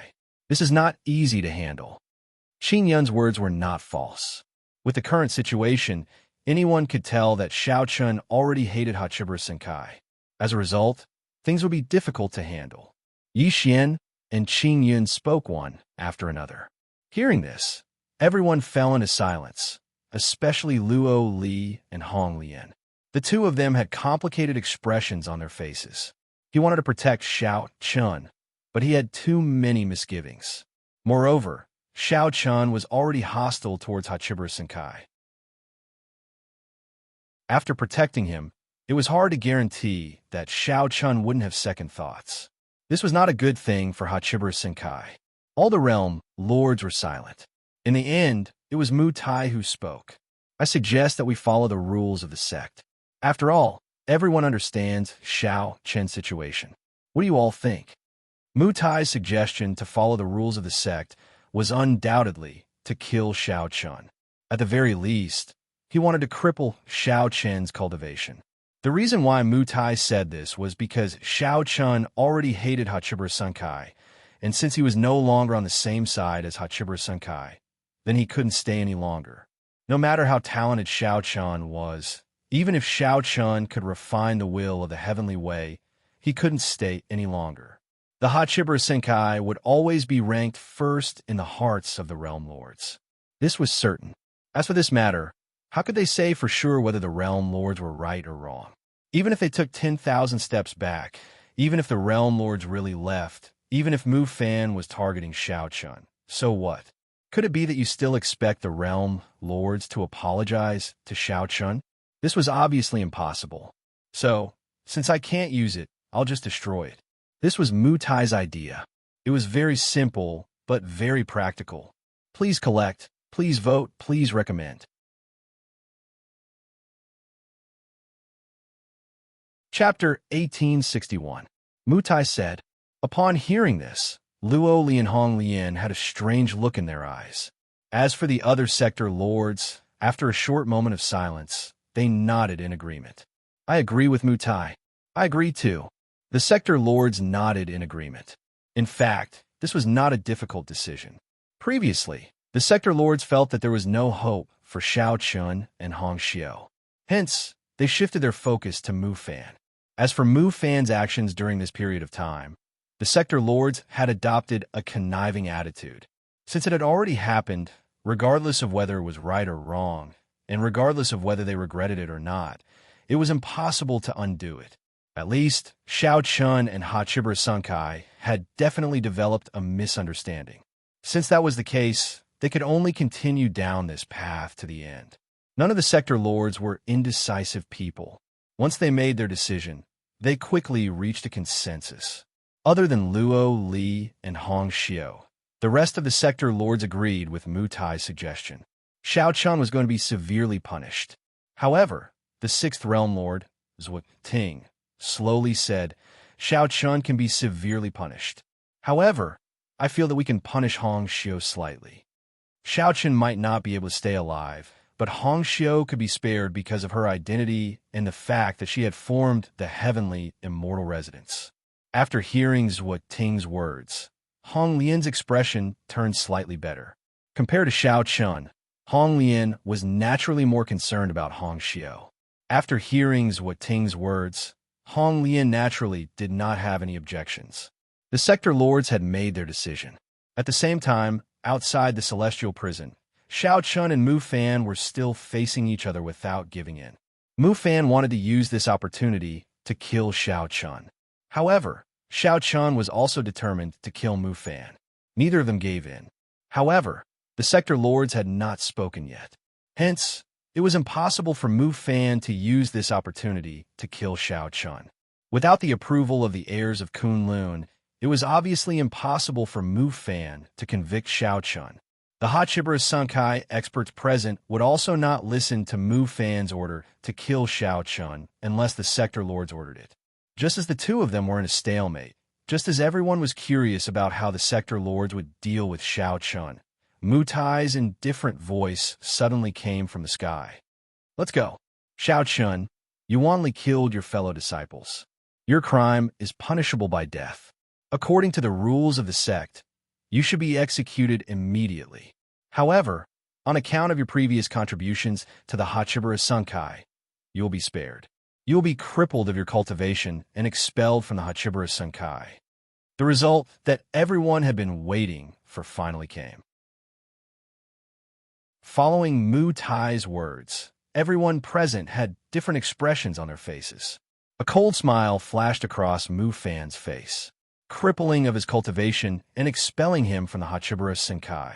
This way, it would be easy for Mu Fan to kill Shao Chun. In the end, the sector lord chose to punish Shao Chun severely. During the entire process, Luo Li did not say a word. Obviously, he had silently agreed. Luo Li had saved Shao Chun's life before. However, at that time, Shao Chun was useful to the Hachibara Sankai, so Luo Li had saved him. However, now, Shao Chun had developed hatred for the Hachibara Sankai. As such, not only would he be useless to the Hachibara Sankai, but he would also become a dangerous existence. For the sake of the entire Hachibara Sankai, Luo Li could only choose to give up on Shao Chun. No matter what, in Luo Li's heart, the Hachibara Sankai would always be the most important. It was his life's work. Even Luo Li had chosen to give up on Shao Chun. In the eyes of the crowd, Shao Chun's fate was already sealed. Compared to the cold smile on Mu Fan's face, Yi Xiao, who was standing not far away from Shao Chun, sighed helplessly. In his opinion, Shao Chun was definitely going to die this time. Not only Yi Xiao, but Guan Hong, Fu Rui, Quan Feng, Qiu Ru, and Lu Xiao, who were not present, also had the same thought. Although they were not present, Mu Tai's words had clearly spread throughout the entire Hachibara Sankai. Everyone knew that the sector lords were going to punish Shao Chun. Shao Chun, let's see what you can do this time. Mu Fan said indifferently as he looked coldly at Shao Chun. Soon, he shouted in a deep voice, "Take him down, cripple his cultivation, and chase him out of the Hachibara Sankai." With so many Hachibara Sankai experts present, there was no need for the sector lords to act personally. Those immortal Emperor Realm elders were more than enough to take down Shao Chun and cripple his cultivation. Long Qing, Xinyuan Ling, Wine Daoist, and the others who had been standing beside Shao Chun had a grim expression on their faces when they saw the outcome. They did not expect the sector lords to be so heartless. Everyone knew what Shao Chun had done for the Hachibara Sankai. But this time, the sector lords did not care about their past relationship and directly crippled Shao Chun's cultivation. Although they said that they would spare Shao Chun's life, once Shao Chun's cultivation was crippled, how long would he be able to live? Given Mu Fan's character, how could he let Shao Chun continue to live? The sector lords must have thought of this, but they still made such a decision. Just because Shao Chun had killed several heaven's prides from the first realm, their hearts were heavy. The current situation was almost certain death. However, Long Qing, Xinyuan Ling, and Wine Daoist had no intention of backing down. Even if they were to die, they would not leave Shao Chun behind, just like how Shao Chun would never leave them behind. Compared to the tension and heaviness of the three, Shao Chun was unusually calm after hearing the news. Although he had guessed that this might be the outcome, Shao Chun couldn't help but feel a chill in his heart when he heard it. This was what it meant to be in a superior position. They could decide your life and death with a single word. In the eyes of the sector lords, what Shao Chun had done in the past was not important. What they cared about was whether Shao Chun could still be used by the Hachibara Sankai in the future. Now, the sector lords felt that Shao Chun might not be useful to the Hachibara Sankai in the future, so they did not hesitate to destroy him. Hearing Mu Fan's words, Shao Chun quickly laughed out loud and said, "Haha, good. What a good excuse to spare one's life. In that case, I don't have to worry about anything. From today onwards, I, Shao Chun, will withdraw from the Hachibara Sankai." Shao Chun was bitterly disappointed in the Hachibara Sankai, but he did not want to do anything to the Hachibara Sankai. After all, if it wasn't for Luo Li, Shao Chun might have died long ago. It was undeniable that Luo Li and the other sector lords were selfish, but it was not entirely correct to say that they were wrong. They were in a different position, so they naturally saw things from a different perspective. With the status of Luo Li and the other sector lords, their decision was not wrong, because they were all thinking for the Hachibura Senkai. In front of the Hachibura Senkai, Xiao Qin's life and death was too insignificant. Seeking collection, seeking monthly votes, seeking recommendation. Chapter 1862. Luo Li and the other realm lords didn't do anything wrong. It was just that they had different standpoints. In Luo Li and the other realm lords' hearts, Hachibura Senkai's interests were above everything, while in Xiao Qin's heart, the people around him were above everything. For the sake of Long Qing, Xin Yuanling, and the others, Xiao Qin wouldn't care about the gains and losses of Hachibura Senkai. This was also the reason why Luo Li and the other realm lords made such a decision. Hearing Xiao Qin's laughter, Mu Fan's eyes were overflowing with killing intent. You're still talking nonsense when you're about to die. Take him down. Along with Mu Fan's voice, the 4 immortal Emperor Realm Elders finally took action at the same time. Since the Realm Lords had already made their decision, they naturally wouldn't hesitate any longer. Moreover, these 4 immortal Emperor Realm Elders were also from the First World. The 4 of them took action at the same time, wanting to take down Xiao Qin in one fell swoop. Even though Xiao Qin had already broken through to the immortal Venerable Realm, it was still impossible for him to face 4 immortal Emperor Realm Elders at the same time. However, Xiao Qin didn't panic at all because Xiao Qin still had his own confidence. He didn't have the slightest intention to take action. He just stood there calmly. Seeing that Xiao Qin didn't move, the smile in Mu Fan's eyes deepened. Finally, he could finally kill Xiao Qin this time. He felt that Xiao Qin wouldn't be able to escape this time. Even if Xiao Qin had heaven-defying means, how could he contend against the entire Hachibura Senkai? Mu Fan sneered. However, just as the 4 immortal Emperor Realm Elders of the First World arrived in front of Xiao Qin and were about to take action, a terrifying force erupted out of nowhere. Immediately, the 4 of them were sent flying. The 4 immortal Emperor Elders were sent flying before they could even touch the corner of Xiao Qin's clothes. Mu Fan was stunned by the scene. Everyone present was stunned. How is this possible? Everyone could not help but think. At the same time, under everyone's gaze, Jun Wuya, who was dressed in rough gray linen, appeared in front of Xiao Qin out of thin air. An old man appeared out of nowhere. Looking at Jun Wuya, everyone's expression changed slightly, especially the elders of Immortal Emperor Realm. Jun Wuya, on the other hand, didn't seem to care about everyone's gazes. With a faint smile on his face, Jun Wuya turned to look at Xiao Qin and said, "Brat, you've just joined the sect and you're already using me as your shield?" "I don't have a choice," Xiao Qin replied without any change in his expression. Since Xiao Qin had guessed that Jun Wuya's strength had surpassed the Immortal Emperor Realm, how could he not use him? Moreover, although Jun Wuya said so, he didn't seem to blame Xiao Qin at all. In the face of Jun Wuya's sudden appearance, many Hachibura Senkai experts were stunned. Soon, the 4 Immortal Emperor Realm Elders who attacked Xiao Qin earlier shouted angrily, "Who are you? How dare you trespass into our Hachibura Senkai? Huh? Is there any place in this world that I can't go?" Jun Wuya shouted loudly. Facing hundreds of Hachibura Senkai experts and dozens of Immortal Emperor Realm Elders, Jun Wuya didn't show the slightest fear. The 4 Immortal Emperor Realm Elders' faces darkened and anger surged in their hearts. Then, they launched an attack at Jun Wuya. The 4 of them attacked again, but the result was still the same. Jun Wuya didn't seem to have done anything, but the 4 of them were sent flying again. And this time, the 4 of them spat out mouthfuls of blood as they were sent flying. It was obvious that they were seriously injured. Jun Wuya didn't even make a move. Just his chi alone was enough to send the 4 Immortal Emperor Realm Elders flying. More importantly, none of the Hachibura Senkai experts present could see through Jun Wuya's cultivation base. In their eyes, Jun Wuya was like a bottomless pit. They couldn't see through him at all. The four immortal Emperor Realm Elders couldn't even get close to Jun Wuya. Upon seeing this, the rest of the Hachibara Sunkai experts couldn't hold themselves back any longer. Soon, they launched an attack at Jun Wuya. There were hundreds of Hachibara Sunkai experts. The weakest among them was at the Immortal Realm.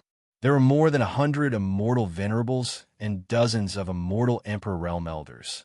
Such a force was enough to start a decisive battle. But even so, Jun Wuya still didn't show any intention of taking action in the face of so many experts. His hands were placed behind his back. His expression didn't change at all. A terrifying force soared from Jun Wuya's body and spread in all directions. Under the impact of this force, all of the Hachibara Sunkai experts were sent flying without any resistance. Everyone was thrown off their feet. Their chi and blood were in turmoil.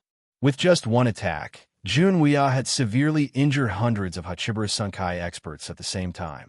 Such an outcome caused everyone to be incomparably shocked. How could this be possible? One must know that the people present were definitely not ordinary people. With such a lineup, perhaps even immortal emperors would be able to contend against them. Edited by Lifer, Fingerfox, however, they were still useless in front of Jun Wuya. They couldn't even get close to him. From the beginning until the end, Jun Wuya didn't even move, let alone attack. His aura alone was enough to severely injure many Hachibara Sunkai experts. A look of shock appeared on their faces. Everyone was trying to guess who the old man who had suddenly appeared was. What level of cultivation had he reached? How could he be so powerful? Hundreds of people besieged him, but they couldn't even get close to him. How was this possible? Blood trickled from the corners of their mouths as they stared at Jun Wuya. However, they didn't dare to make any more moves. From the brief contact just now, they knew that they were no match for Jun Wuya. Moreover, if Jun Wuya wanted to kill them, none of them would be able to escape. They weren't the only ones who were shocked. Even Xiao Chun, who had already guessed Jun Wuya's strength, was shocked. Hundreds of people had been forced back by a wisp of aura. This was a true expert. After Jun Wuya effortlessly repelled the crowd's attack, an indifferent voice was heard. "Your Excellency, you have come to Hachibara Sunkai. Don't you think it's a little too much for you to be so presumptuous?" This voice obviously came from one of the sector lords. Although it was indifferent, one could still hear a trace of seriousness in it. Please add it to your collection. Monthly vote. Recommended.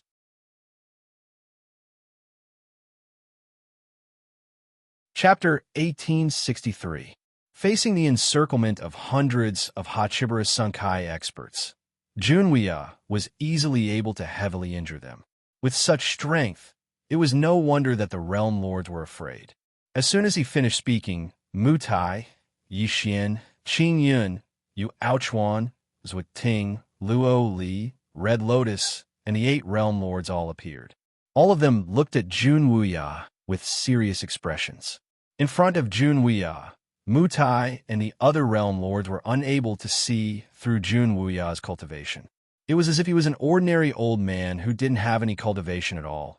But how could he be an ordinary person to be able to force back hundreds of experts with just a trace of his aura?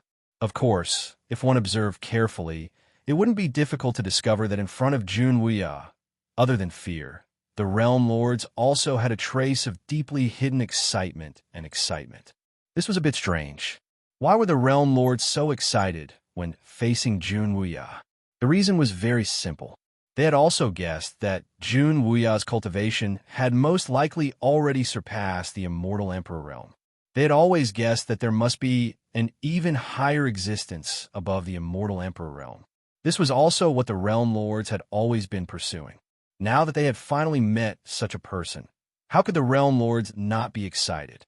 It was also because the time was not right. Otherwise, the realm lords would probably not be able to resist asking Jun Wuya for guidance. Of course, this kind of consultation was actually a waste of time because Jun Wuya would never teach them anything. After sizing up Jun Wuya for a while, Mu Tai finally cupped his hands and bowed. "Senior, we are honored by your presence. Please forgive us for not going out to welcome you." After sizing Jun Wuya up, The various sector lords were certain that he was a true expert above the immortal emperor realm. Hence, Mutai's attitude became much more respectful. However, Junwei was not interested in Mutai's respect at all. He chuckled softly and said, "There's no need for such meaningless formalities. This seat has no intention of teaching you anything. The only reason I'm here today is for this useless disciple of mine." As he spoke, Junwei indifferently glanced at Xiao Chen beside him. Mutai and the other realm lords' faces darkened slightly, especially Luo Li, whose eyes were filled with complicated emotions. Junwei was actually Xiao Chen's disciple. In that case, wouldn't Xiao Chen have a master whose cultivation surpassed the immortal emperor realm? What kind of great opportunity was this? The realm lords could not help but be envious. After confirming that Junwei's cultivation base had definitely surpassed the immortal emperor realm, the various world overlords instantly gave up on the thought of attacking. There was no helping it. From Junwei's body, the various world overlords couldn't sense any aura at all. Everything was so calm. However, it was precisely this calmness on the surface that caused them to feel even more uncertain in their hearts.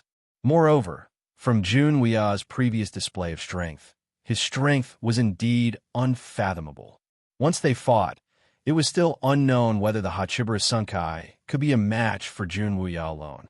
One person could suppress an entire sect. This was the benefit of absolute strength. No matter how strong the Hachibara Sunkai was, it was still nothing in front of Junwei. Moreover, the decision of Mutai and the other realm lords was actually very correct. This was because Junwei's cultivation had not only surpassed the immortal emperor realm. In other words, the immortal emperor realm was still thousands of miles away from Junwei's level. Therefore, if they really fought, there was no doubt that the Hachibara Sunkai would be defeated. Moreover, if Junwei wanted to destroy the Hachibara Sunkai, it would not be too difficult. Mutai's expression changed slightly as he looked at Xiao Chen. Very quickly, he regained his senses and said with a smile, "Xiao Chen is Senior's disciple." "That's right. However, I heard that someone wanted to destroy my disciple's cultivation." Upon hearing this, Junwei smiled faintly. Destroy Xiao Chen's cultivation? Upon hearing Junwei's words, Mutai and the others were stunned. Then they fell silent. Seeing this, Junwei did not mind their silence. A cold light flashed in his eyes, and a terrifying aura shot out from his body. This was the first time that Junwei had released his aura. Under this aura, all the Hachibara Sankai experts present, except for Mutai and the other realm lords, fell to their knees uncontrollably. It was as if their legs were being forced to bend by some unknown force. This was the first time everyone had felt such an aura. It was far beyond the immortal emperor realm. Even Mutai and the other realm lords did not have the slightest intention to resist under such an aura. In the face of Junwei's terrifying aura, the only thing everyone could do was to kneel down and worship him. Other than that, there was nothing else they could do. Originally, they still had a little bit of extravagant hope in their hearts. If they were to fight to the death, the Hachibara Sankai might not necessarily lose to Junwei. However, at this moment, under the envelopment of this aura, Mutai and the other realm lords personally experienced how childish this little bit of extravagant hope in their hearts was. Undefeatable, absolutely undefeatable. Even if the entire Hachibara Sankai were to use all their strength, they would not be a match for this old man in front of them. Is this the power that surpasses the immortal emperor realm? Mutai, Yixin, and Luo Li all had this thought in their hearts. In the face of such power, they were afraid, but also incomparably extravagant hope, because this was really what they had been pursuing all along. However, if they were to know that this aura was not even 1/10 of Junwei's true strength, who knew what Luo Li and the other realm lords would think? Junwei took the initiative to reveal his aura in order to intimidate the Hachibara Sankai. Very soon, Junwei withdrew his aura. Then, everyone secretly heaved a sigh of relief. However, Except for Luo Li and the other realm lords, the rest, including the immortal Emperor realm elders, were already drenched in cold sweat. Their backs had long been drenched in sweat. A trace of his aura was enough to cause such great pressure to everyone. The effect of intimidation had also been achieved.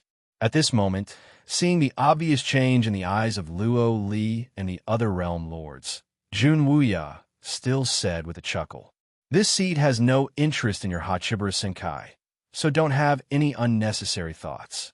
After saying that, without waiting for Mu Tai and the others to reply, Junwia turned his head to look at Xiao Chun with a touch of gentleness in his eyes. "Go. With Master here, you can kill whoever you want. As for the others, Master will not let them touch a single finger." Seeking collection, seeking monthly votes, seeking recommendation.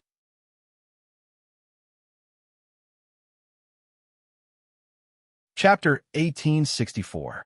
Knowing that Xiao Chun wanted to kill Mu Fan, Jun Wuya's gaze swept past Mu Tai and the other sector lords as he spoke. Facing Jun Wuya's gaze, Mu Tai and the others felt extremely helpless. Who would have thought that Xiao Chun would suddenly have such a terrifying master? His cultivation was so terrifying that the entire Hachibara Senkai couldn't do anything to him. Not only the people from Hachibara Senkai, even Long Qing, Xinyuan Ling, and the Wine Daoist were pleasantly surprised. They also didn't know when Xiao Chun had a master like Jun Wuya. But no matter what, this was a good thing for them. Because of Jun Wuya's existence, the Hachibara Senkai couldn't do anything to them, and the previous crisis had been completely resolved with Jun Wuya's appearance. No one dared to refute Jun Wuya's words. Hearing this, Xiao Chun bowed to Jun Wuya and said, "Thank you, Master. Go." Hearing this, Jun Wuya nodded, indicating that Xiao Chun didn't need to say anything and just do it. With Jun Wuya's support, Xiao Chun naturally didn't have any scruples. He immediately looked at Mu Fan and slowly walked towards him. Facing Xiao Chun's gaze, Mu Fan's heart was burning with anger. Once again, Xiao Chun escaped from death. Not only that, where did Xiao Chun get such good luck to meet such a powerful master like Jun Wuya? His heart was filled with jealousy. Mu Fan even wondered why it wasn't him. Why didn't he meet Jun Wuya? Why did it have to be Xiao Chun? Could it be that he, Mu Fan, was inferior to Xiao Chun? If he, Mu Fan, had a master like Jun Wuya, he would also be willing to give up the Bulsh *T Hachibara Senkai's heir seat. Didn't he see how Jun Wuya suppressed the entire Hachibara Senkai by himself? He was jealous of Xiao Chun's luck and opportunity. He was even more jealous that Xiao Chun could meet such a powerful master like Jun Wuya. Facing Mu Fan's jealousy, the murderous intent in Xiao Chun's eyes continued to gather.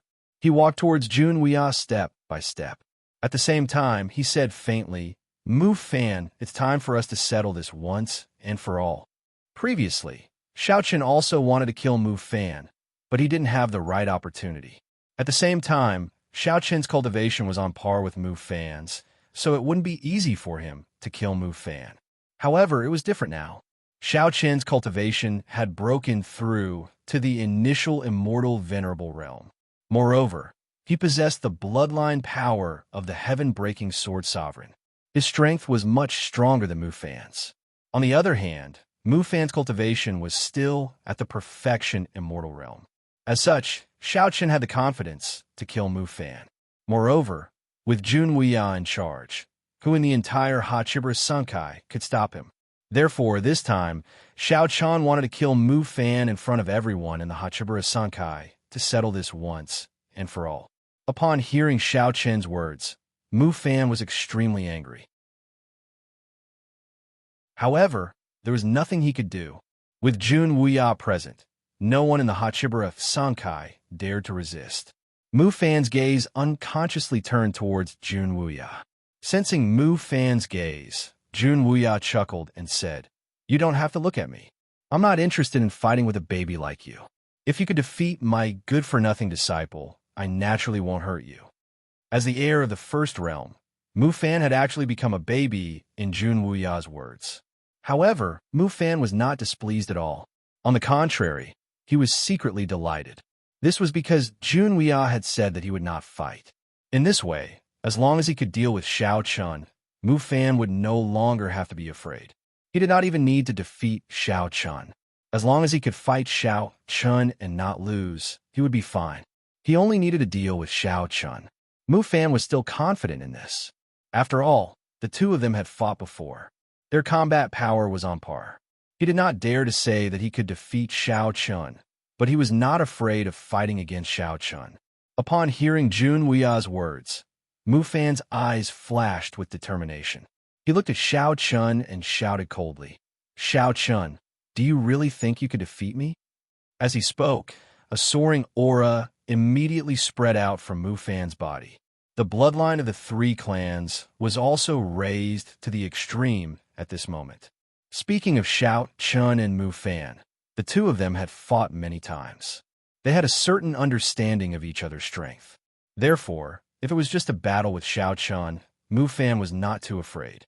However, when he saw that Mu Fan had taken the initiative to release his aura and was full of fighting spirit, Yi Xiao, who had been watching from the side, kept shaking his head. Mu Fan still thought that he could fight against Xiao Chun. However, he did not know that in just a few months, Xiao Chun had almost completed a qualitative change. On the other hand, although it was not that Mu Fan had not improved, compared to Xiao Chun, Mu Fan's improvement was almost equivalent to making no progress. Xiao Chun could not be mentioned in the same breath as before. It was ridiculous that Mu Fan still did not know that, and still thought that he could fight against Xiao Chun. At most, they would be evenly matched, and it would be difficult to determine the winner. Yi Xiao secretly felt pity for Mu Fan. At the same time, when Xiao Chun heard Mu Fan's words and sensed his powerful aura, his expression remained unchanged. The murderous intent in his eyes disappeared as he spoke indifferently.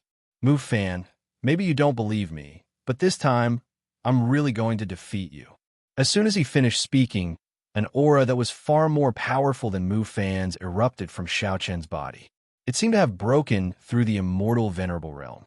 When Mu Fan sensed the aura that erupted from Xiao Chen's body, his previously confident expression froze in an instant. Then, he shouted in disbelief, "Immortal venerable realm? Impossible! How did you break through to the immortal venerable realm in just a few months?" In just a few months, Xiao Chen's cultivation had broken through from the complete immortal realm to the initial immortal venerable realm. This was something that Mu Fan could not accept. It was simply a fantasy story. Whether it was Mu Fan or the other Hachibara Senkai powerhouses present, they were all stunned. Previously, Xiao Chun had not made a move, so everyone thought that Xiao Chen's cultivation was still at the immortal realm. But now, the aura that erupted from Xiao Chun was obviously at the immortal venerable realm. Their eyes were filled with shock and disbelief. However, Xiao Chun did not care about this at all. Since Xiao Chun dared to say that he was going to defeat Mu Fan, he naturally had his own reasons for doing so. With every step he took, Xiao Chen's aura became more terrifying. In the face of the approaching Xiao Chun, the confidence in Mu Fan's eyes had long disappeared. What replaced it was a look of deep fear and horror. Begging for your collection, begging for monthly votes, begging for recommendations.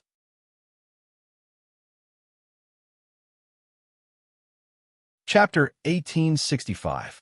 Facing Xiao Chun, who was approaching him step by step, Mu Fan's expression became increasingly solemn. If both of them were at the same cultivation realm, Mu Fan naturally wouldn't be afraid of Xiao Chun.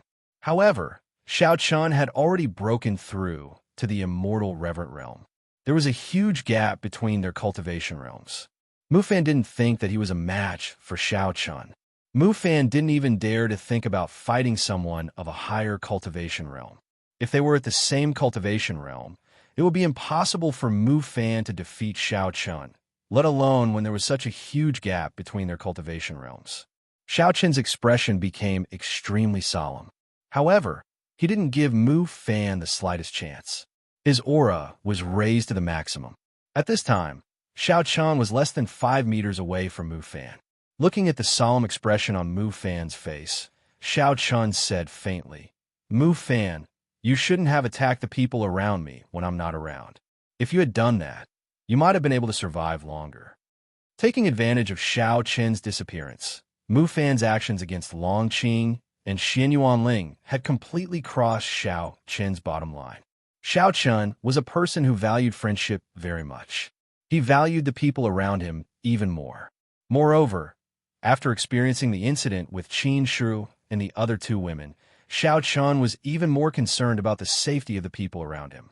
As for Mu Fan, he had taken advantage of Xiao Qin's disappearance to kill Long Qing, Xian Yuanling, and the others.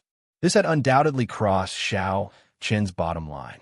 As soon as his voice fell, Xiao Qin didn't wait for Mu Fan to reply. He directly pointed his finger, and a blood-red sword light flashed past. He didn't give Mu Fan any chance to reply. In the face of Xiao Qin's attack, Mu Fan immediately blocked it. However, due to the gap between their cultivation realms, even though Mu Fan managed to block Xiao Qin's attack, anyone with discerning eyes could see that Mu Fan was obviously at a disadvantage. With the disparity in cultivation, it was indeed difficult for Mu Fan to be Xiao Qin's opponent. Furthermore, this was only the beginning. After Mu Fan successfully blocked his attack, Xiao Qin did not hold back. He immediately displayed the Sword Realm and took the initiative to attack Mu Fan without any hesitation. Xiao Qin's goal was very simple, and that was to kill Mu Fan. Naturally, he would not give Mu Fan the slightest chance to catch his breath. With the dustless sword in hand, the two of them were enveloped by the Sword Realm. In the face of Xiao Qin's attack, although Mu Fan had tried his best to block it, it was a pity that he was still struggling. In just a few months, Xiao Qin's strength had already made it difficult for Mu Fan to resist. The difference between the cultivation of the initial Celestial Prime Realm and the small completion Celestial Realm was not small. After all, there was a huge gap between the two realms. He did not hold back and did not give Mu Fan the slightest chance. At the same time, the many powerful Hachibara Senkai present watched as Xiao Qin forced Mu Fan into a desperate situation step by step. No one dared to make a move. After all, besides Xiao Qin, there was still Jun Wuya watching from the side. Although Jun Wuya had no intention of intervening, he had previously said that no one was to interfere in the matter between Xiao Qin and Mu Fan. He had no interest in doing anything to the 8 Desolation Celestial World, but he could not tolerate anyone going against his wishes. Therefore, even though Mu Fan was losing ground, none of the top powers from the 8 Desolation Celestial World dared to help him. This included Luo Li and the other Realm Lords.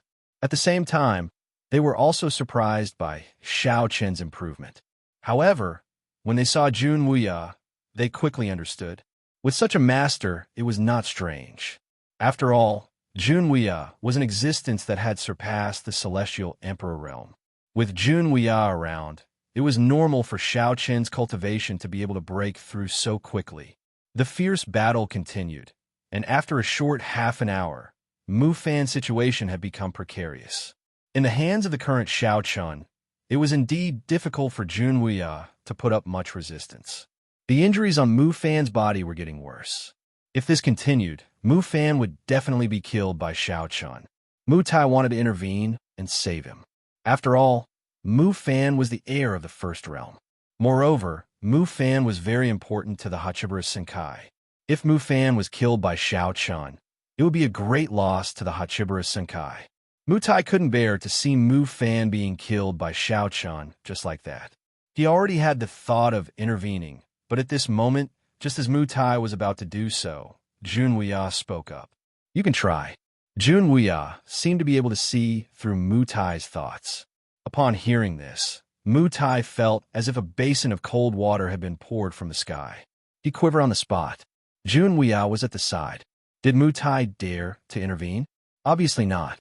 Mu Tai's eyes flashed with a trace of helplessness. In the end, he resisted the urge to intervene. No one dared to intervene to save Mu Fan. At the same time, Mu Fan was finding it increasingly difficult to withstand Xiao Qin's attacks. At this moment, his injuries were extremely serious. He looked at Xiao Qin with a trace of fear in his eyes. As he resisted, Mu Fan opened his mouth to beg for mercy. Xiao Chun, you and I are both Hachiba Senkai's heirs after all. I will not provoke you in the future. Let's just forget about it. He knew very well that he was no match for Xiao Chun. Mu Fan opened his mouth to beg for mercy. At this point, seeing that none of the Hachibara Senkai experts present dared to intervene to save him, and that he was no match for Xiao Chun, Mu Fan opened his mouth to beg for mercy. However, in the face of Mu Fan's pleas, Xiao Chun had no intention of stopping. He did not stop his attacks at all. At the same time, he spoke coldly. To cut the grass, you have to dig up the roots. That's what you said. At this point, how could Xiao Chun let Mu Fan go? Xiao Chun would not do something like releasing a tiger back into the mountains. Although Mu Fan looked pitiful at this moment, Xiao Chun knew very well that he could not let such a person go. This was because once there was a chance, Mu Fan would definitely attack him. At that time, if Mu Fan gained the upper hand, would he let him go? This was a sinister person who would do anything to achieve his goals. Therefore, to Xiao Chun, killing Mu Fan was the best outcome. It was also the best way to get things done once and for all. Xiao Chun did not give Mu Fan any chance at all. Ignoring his pleas for mercy, Xiao Chun's attacks became fiercer and fiercer. Finally, after a fierce battle, after severely injuring Mu Fan, Xiao Chun seized the opportunity and slashed out with the dustless sword in his hand. Mu Fan, who was already on the verge of death, could no longer resist Xiao Chun's sword. Under the watchful eyes of the crowd, the sword slashed across, and Mu Fan's head flew high into the air. Please add, please vote, please recommend.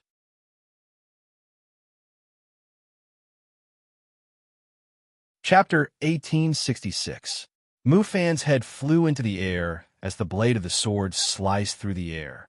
Mu Fan, the first heir of the Kunlun realm, had been killed by Xiao Chun in front of everyone's eyes.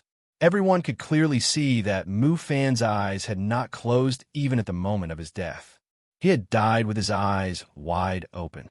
Perhaps even at the last moment, Mu Fan had never imagined that he would end up like this.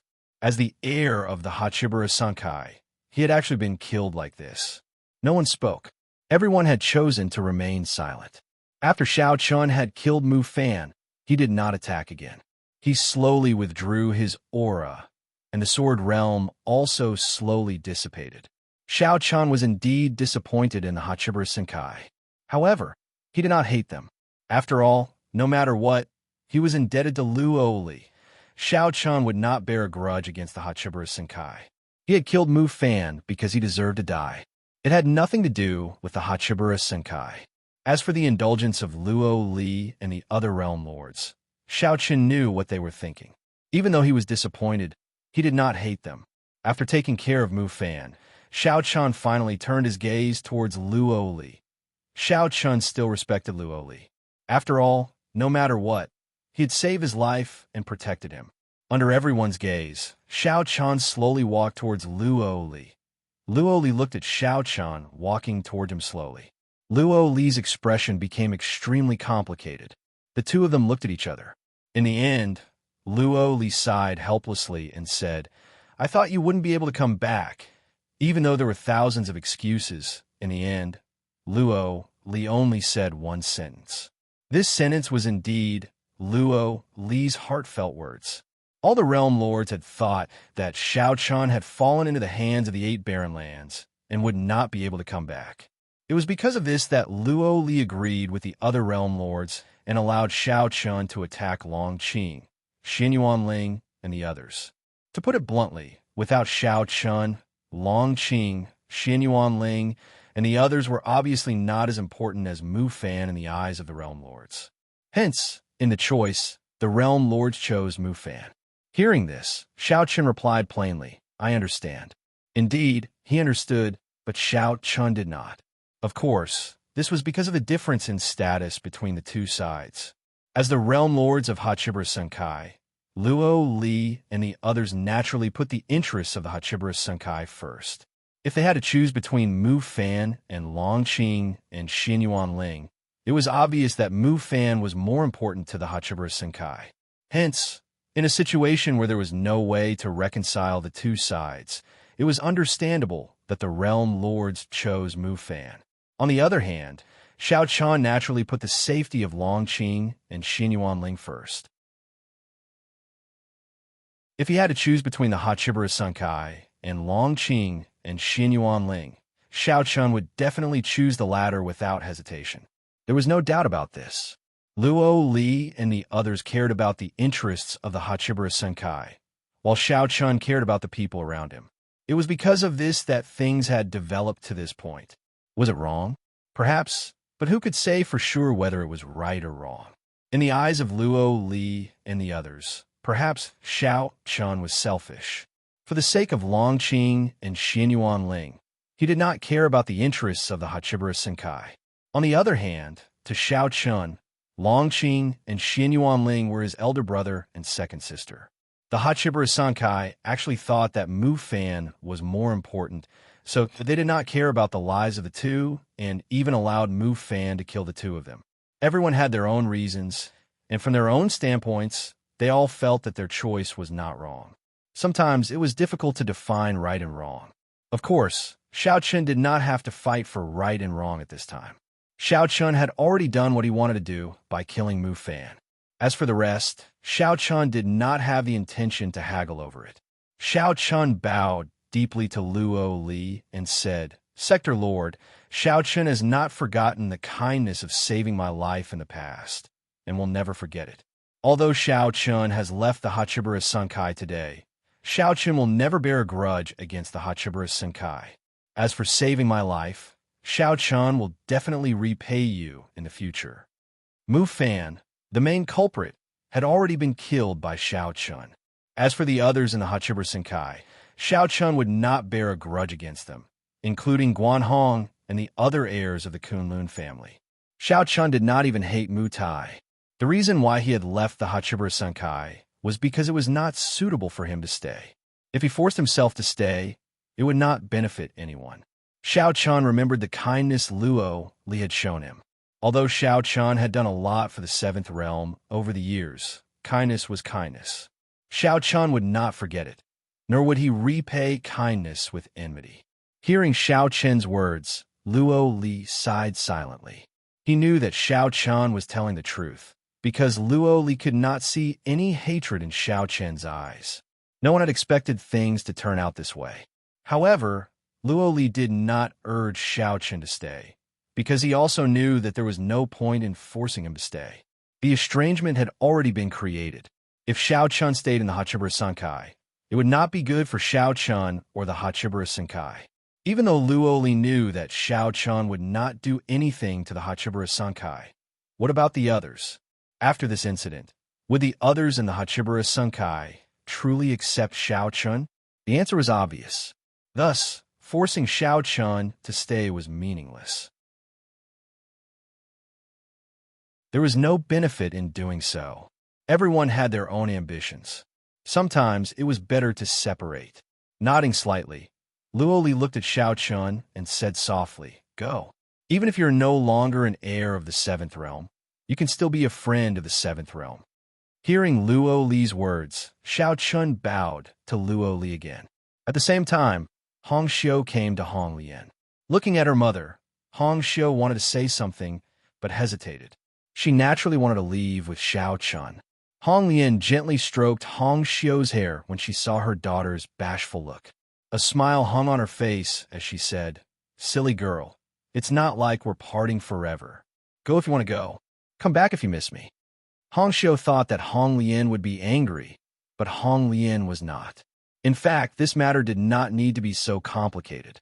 First of all, Xiao Chun and the Hachiburas Sunkai did not have an irreconcilable grudge. With Mu Fan's death, Xiao Chun's anger had completely dissipated. He had left the Hachiburas Sunkai only because it was not suitable. Xiao Chun did not hate the Hachiburas Sunkai, and neither did Luo Li. Thus, it was not impossible for Xiao Chun to return to the Hachiburas Sunkai in the future. As Luo Li had said, he was not an heir of the Seventh Realm, but he was still a friend of the Seventh Realm. As for Hong Xiu, if she wanted to follow Xiao Chun, it would not be a problem. Moreover, if Hong Xiu wanted to visit her mother in the Eighth Realm, she could do so at any time. No one would stop her. They were not enemies, so there was nothing to be sad about. Hearing her mother's words, Hongxiu secretly heaved a sigh of relief. Then, she smiled to Hong Lian and said, "Yes, I will definitely come back often to visit Mother. Please add, vote, recommend."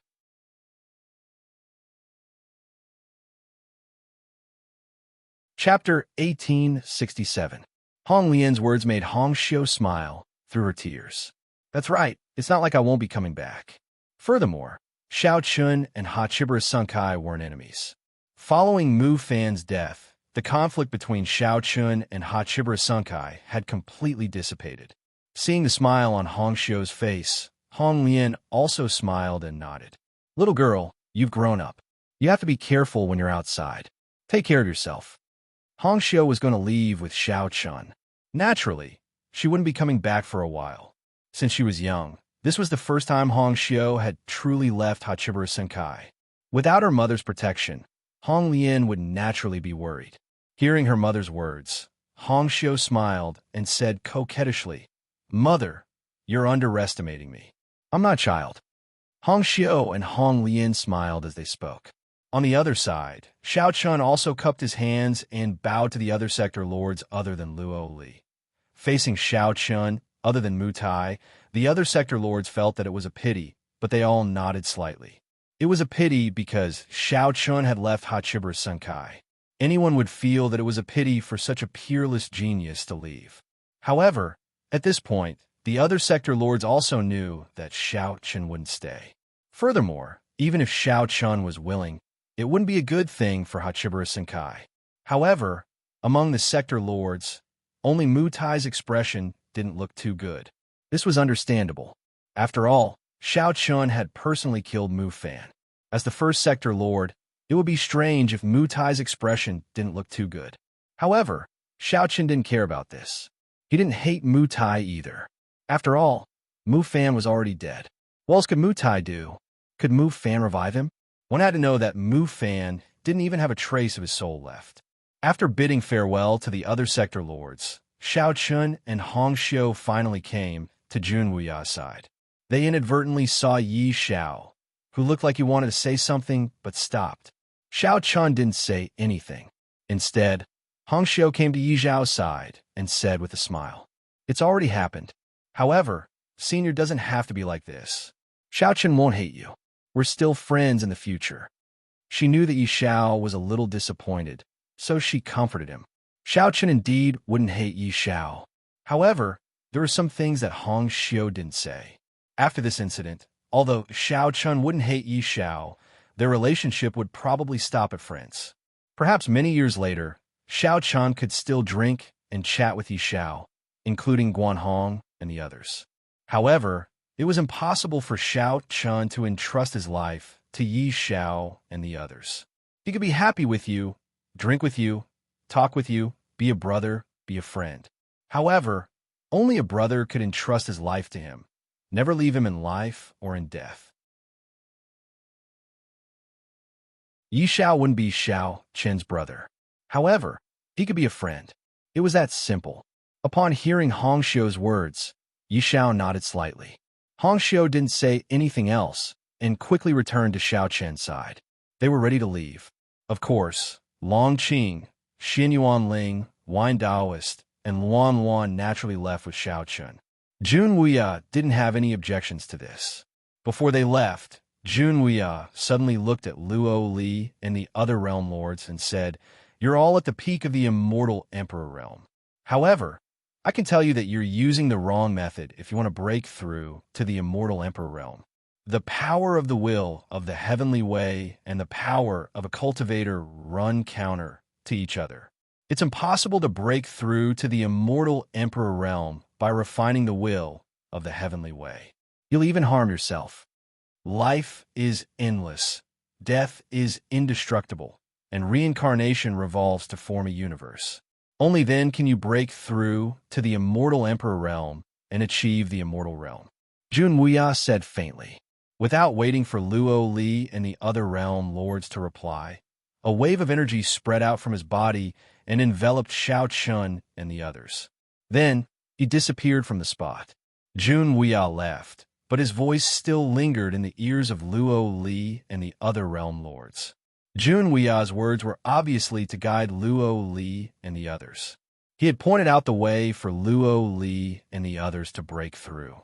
Although it wasn't a huge favor, Jun Wuya's guidance was undoubtedly what Luo Li and the others needed at this time.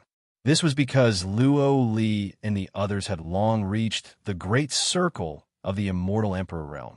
As for why they couldn't break through, it was because they didn't know how to break through to the great circle of the immortal emperor realm. Jun Wuya's words had pointed out the way for them. Now, Luo Li and the others had a direction and the possibility of breaking through to the immortal emperor realm. Life is endless, death is indestructible, and reincarnation revolves to form a universe. After repeating Jun Wuya's words, Luo Li and the others had a look of enlightenment in their eyes. Jun Wuya's guidance was naturally for Xiao Chen's sake. It could be seen that Xiao Chen was very grateful to Luo Li. Since that was the case, as Xiao Chen's master, Jun Wuya should give Luo Li and the others some small favor. After all, it was just a matter of a few words for Jun Wuya. If it wasn't for Jun Wuya's guidance, it wouldn't be an exaggeration to say that Luo Li and the others probably wouldn't be able to break through to the immortal emperor realm in this lifetime because their direction was wrong. A touch of ecstasy emerged in Luo Li's heart. Then, a smile appeared on his face. I didn't expect that I would actually benefit from that kid. The kid Luo Li was talking about was naturally Xiao Chun. It wasn't difficult to guess. If it weren't for Xiao Chun, Jun Wuya would never have said this. After Xiao Chun and the others left, the crowd dispersed one after another. After returning to the seventh realm, Luo Li was in a very good mood. Seeing this, Li Qiu beside him said gloomily, "Realm Lord, Xiao Chun is gone. How can you still be happy?" Li Qiu was indeed a little depressed. After Xiao Chun left, the seventh realm had no heirs, but Luo Li was still smiling. Xiao Chen's departure was indeed a loss to the seventh realm, but Luo Li didn't care about it at all. Leaving may not be a bad thing. Xiao Chun has his own opportunity. Perhaps leaving the Hachibara Sankai is the beginning of his real rise. Besides, who said that there are no heirs in the seventh realm? With that, Luo Li smiled mysteriously. Seeing this, Li Qiu didn't react at first. After a while, Li Qiu came back to his senses and looked at Luo Li with a secret smile. "What do you mean, Realm Lord?" "Huh, it's good that you know. Although he has left, I believe that if the seventh realm needs him, he will come back because he is a very loyal person." Haha. With that, Luo Li didn't want to waste time talking nonsense with Li Qiu. He directly returned to his cave residence to cultivate in seclusion. Because of Jun Wuya's words, Luo Li had a lot of enlightenment. He needed to cultivate in seclusion. Please collect, vote, recommend.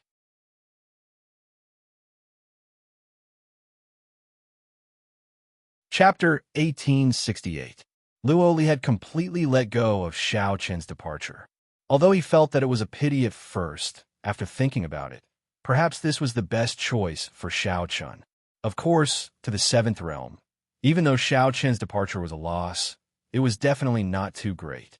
This was because Luo Li was very clear that even if Xiao Chen was no longer in the Hachibara Sankai and the seventh realm, if the seventh realm needed him one day, Xiao Chen would definitely not stand by and watch. This was enough. He was happy that Xiao Chen was able to meet a master like Jun Wuya. At the same time, Luo Li hurriedly went into seclusion because of Jun Wuya's advice. Like Luo Li, the rest of the sector lords also went into seclusion at this time. If there was one person who was angry about Xiao Chen's matter, it would probably be Mu Tai. After all, Xiao Chun had killed Mu Fan, which was indeed a big blow to the first realm. Unfortunately, even though Mu Tai was angry, what could he do? Not to mention Jun Wuya. Even the other sector lords would probably not agree with him taking action against Xiao Chun. One had to know that Mu Fan was already dead. Just like the other sector lords, what could they do at this time, even if they hated Xiao Chun? It would not benefit the Hachibara Senkai at all. Moreover, Mu Fan would not be revived because of this. On the contrary, in the eyes of the other sector lords, other than Mu Tai, the Hachibara Senkai should not hate Xiao Chun at this time. On the contrary, They should befriend Xiao Chun and use Luo Li's life-saving grace to tie Xiao Chun firmly to the Hachibara Senkai. This was the most beneficial way for the Hachibara Senkai. Everything was for the sake of benefits. Mutai also knew this because he had done this before. Therefore, Mutai was only secretly angry in his heart, but he did not think of finding trouble with Xiao Chun. In the Hachibara Senkai, everything that the sector lords did was for the sake of benefits. This was true, but for Xiao Chun, this was precisely what he did not like. Everything was for the sake of benefits.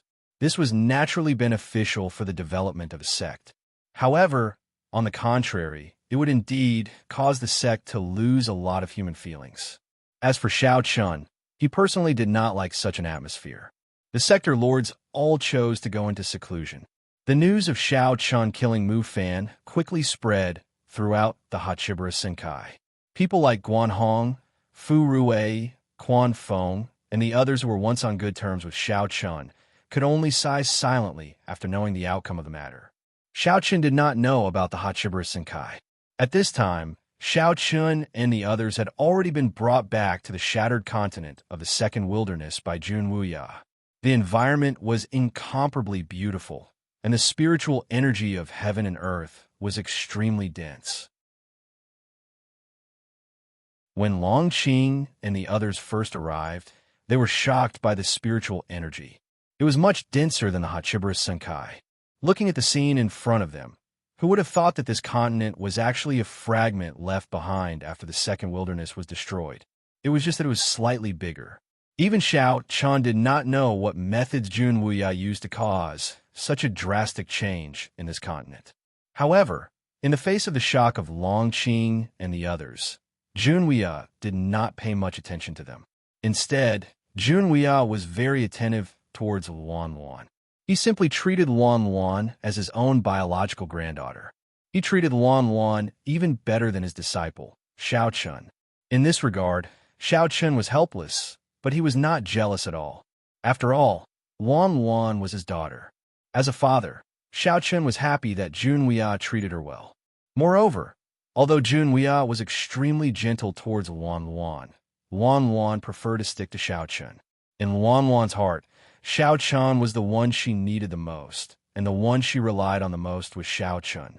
Seeing Luan Luan sticking to Xiao Chun, Jun Wuya was secretly amused. However, he still said to Xiao Chun inexplicably, "Chun, I am envious of your opportunity. This little girl is not bad. You must treat her well." Jun Wuya seemed to know something, but he did not want to tell Xiao Chun. No matter how Xiao Chun asked, Jun Wuya did not say anything. In this regard, Xiao Chun was helpless, but there was nothing he could do about it. The worries in his heart were gone. Long Qing, Xin Yuanling, Wine Taoist, Luan Luan, and the others were also brought to his side. In this way, Xiao Chun began to cultivate with Jun Wuya with peace of mind. 5 days passed. Under the guidance of Jun Wuya, Xiao Chun's days were very fulfilling. Of course, it was also very tiring. Perhaps no one would believe it, but under the guidance of Jun Wuya, Xiao Chun, who had already reached the immortal venerable realm, would be as tired as a dead dog at the end of every day's cultivation. He felt that his previous cultivation was already hard enough, but now Xiao Chun knew that compared to Jun Wuya, his previous cultivation was no different from a vacation. Seeing that Xiao Chun was busy cultivating every day, Long Qing and Xin Yuanling also found Jun Wuya on this day. In fact, the two of them had been thinking a lot these days. Seeing that Xiao Chun was getting stronger day by day, Long Qing and Xin Yuanling did not want to drag Xiao Chun down. They still wanted to fight side by side with Xiao Chun in the future. They were unwilling to watch Xiao Chun widen the gap between them step by step. Therefore, after struggling for a while, the two of them also made up their minds to worship Jun Wuya as their master. After all, Jun Wuya's strength was obvious to all. With his guidance, Long Qing and Xin Yuanling naturally had nothing to lose. Of course, Long Qing and Xin Yuanling had such thoughts not because of jealousy, but because they wanted to be by Xiao Chen's side all the time. The three siblings could always stand side by side and face everything together. That was all. Unfortunately, their thoughts were destined to fail. Because just as the two of them came to Jun Wuya and bowed, before they could speak, Jun Wuya had already said faintly, "Say no more. This king will not accept you as my disciples." Jun Wuya directly interrupted them. To be honest, Long Qing and Xin Yuanling were indeed talented, but in Jun Wuya's opinion, they were still far from being his disciples. Compared to Xiao Chun, Long Qing and Xin Yuanling were indeed inferior. Moreover, Xiao Chun currently possessed the heaven-breaking sword sovereign's bloodline power. As a result, the gap between the two of them was even greater. Talents like Long Qing and Xin Yuanling could only be considered to be superior in the Great Thousand World. They were not rare, but they were not truly at the top. As for Xiao Chun, before he had integrated the heaven-breaking sword sovereign's bloodline power, his talent was considered to be at the top in the Great Thousand World. Now that he had improved even further, in addition to the heaven-breaking sword sovereign's request, Jun Wuya accepted Xiao Chun as his disciple. With Long Qing and Xin Yuanling's talents, it was impossible for them to become Jun Wuya's disciples. When they heard this, a look of disappointment flashed across their eyes. Please collect, vote, recommend.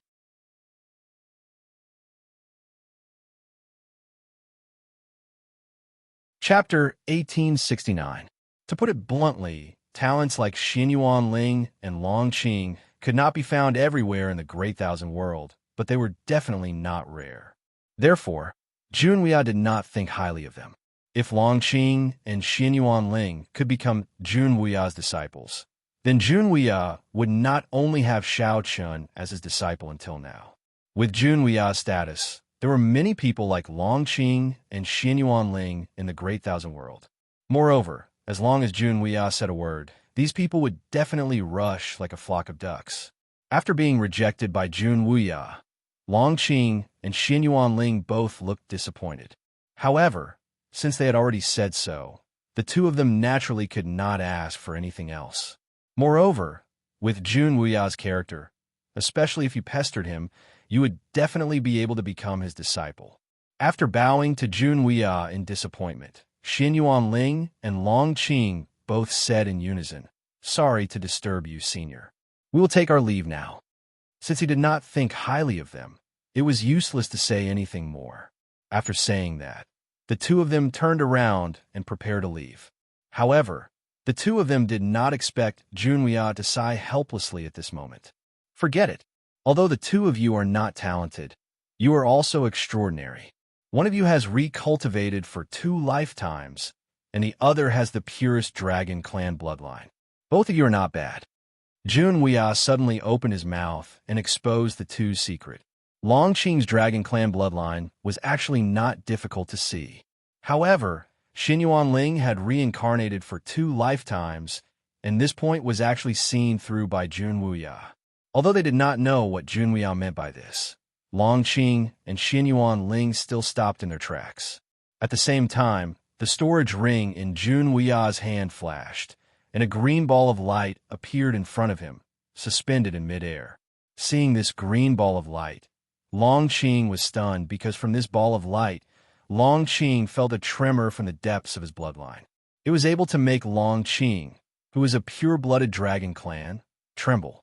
Moreover, from this ball of light, Long Qing also felt an extremely familiar and intimate aura.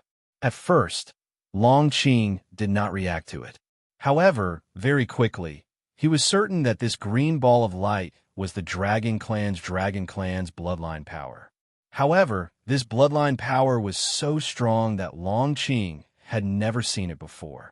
Even from the ancestors of the dragon clan, Long Qing had never felt such a pure and powerful bloodline power. It was also the bloodline power of the dragon clan, but the bloodline power in this green ball of light was extremely terrifying. It was simply the difference between the bloodline power of the ordinary dragon clan and the bloodline power of the dragon clan. Although he did not understand why Jun Wuya suddenly took out this green ball of light, in the face of the stunned Long Qing, Jun Wuya quickly opened his mouth and said, "This is the bloodline power of an ancestral dragon. I obtained it by chance, but it is useless to me. Little girl, as a pure-blooded dragon clan, If you can refine this ancestral dragon's bloodline power, your talent should be greatly improved. Consider it an opportunity for you." As he spoke, Jun Wuya stretched out his hand and gently pushed, and the green ball of light slowly flew in front of Longqing. Looking at the green ball of light in front of him, Longqing's eyes could not help but flash with a look of ecstasy. Longqing had never heard of the ancestral dragon, but this was normal. After all, the ancestral dragon did not exist in the Eight Desolates world. As the name implied, the ancestral dragon was the ancestor of all the Dragon Clan and possessed the most powerful strength in the Dragon Clan. As for the Dragon Clan, like the Hachibara Senkai, they were the descendants of the ancestral dragon. Compared to the ancestral dragon, the bloodline power was diluted by many times. In the Great Thousand World, the ancestral dragon was an extremely rare existence. In Jun Wuya's impression, there were only 3 ancestral dragons. The one that was still alive today was the current Dragon Clan leader of the Great Thousand World. He was very powerful, and in the entire Great Thousand World, he was one of the top 10 powerhouses. Of course, compared to Jun Wuya and the Heaven-Breaking Sword Sovereign, he was still slightly inferior. However, no matter what, the ancestral dragon deserved a beating. Everyone knew this, and no one would underestimate the ancestral dragon, including Jun Wuya and the Heaven-Breaking Sword Sovereign. This ball of ancestral dragon's bloodline power had been with Jun Wuya for a long time. In the past, the Dragon Clan leader of the Great Thousand World had asked Jun Wuya for this ball of ancestral dragon's bloodline power more than once, even at any cost. Unfortunately, Jun Wuya did not get along with the old dragon, so he never agreed. In addition, Jun Wuya was the top powerhouse in the Great Thousand World. Even though the old dragon was powerful and dissatisfied, there was nothing it could do. It was such a precious treasure that everyone in the Great Thousand World coveted it. However, Jun Wuya had given it to Longqing. If the people in the Great Thousand World knew about this, they would probably explode in an instant, especially the old dragon. It would probably vomit blood in anger. It was willing to pay a huge price in exchange for this ball of ancestral dragon's bloodline power from Jun Wuya, but it was rejected by Jun Wuya every time. Now, Jun Wuya had given this ball of ancestral dragon's bloodline power to a junior like Longqing without hesitation. How could the old dragon accept this? Jun Wuya had given away such a precious treasure just like that, without any hesitation or reluctance throughout the entire process. In fact, this was Jun Wuya's character. No matter how good a treasure was, it was useless to him anyway, so there was no point in keeping it. Moreover, Jun Wuya had seen many peerless treasures in his life. Nowadays, there were very few things that could make Jun Wuya value them. However, Jun Wuya was a little surprised by Luan Luan. He did not expect to meet her here. Of course, Luan Luan was not a treasure, but she was the most precious existence in this world. Looking at the ball of green light in front of her, Longqing was stunned on the spot. Her instinct told her that as long as she could refine this ball of ancestral dragon's bloodline power, she would definitely be able to complete a qualitative transformation. This was definitely a great opportunity for her, a great opportunity that even the power of living beings could not compare to. Longqing stared blankly at Jun Wuya. Until now, she still felt like she was in a dream. In the face of Longqing's daze, Jun Wuya smiled and said, "Take it. Take it. This thing is nothing more than a decoration in my place. It will be of great use to you." The complete ancestral dragon's bloodline power was just a decoration in Jun Wuya's eyes. Hearing this, Longqing bowed respectfully to Jun Wuya and said sincerely, "Thank you, senior." Jun Wuya refused to accept her as a disciple, but he gave her such a great opportunity. Longqing was really grateful to Jun Wuya. Seeking collection, seeking monthly votes, seeking recommendation.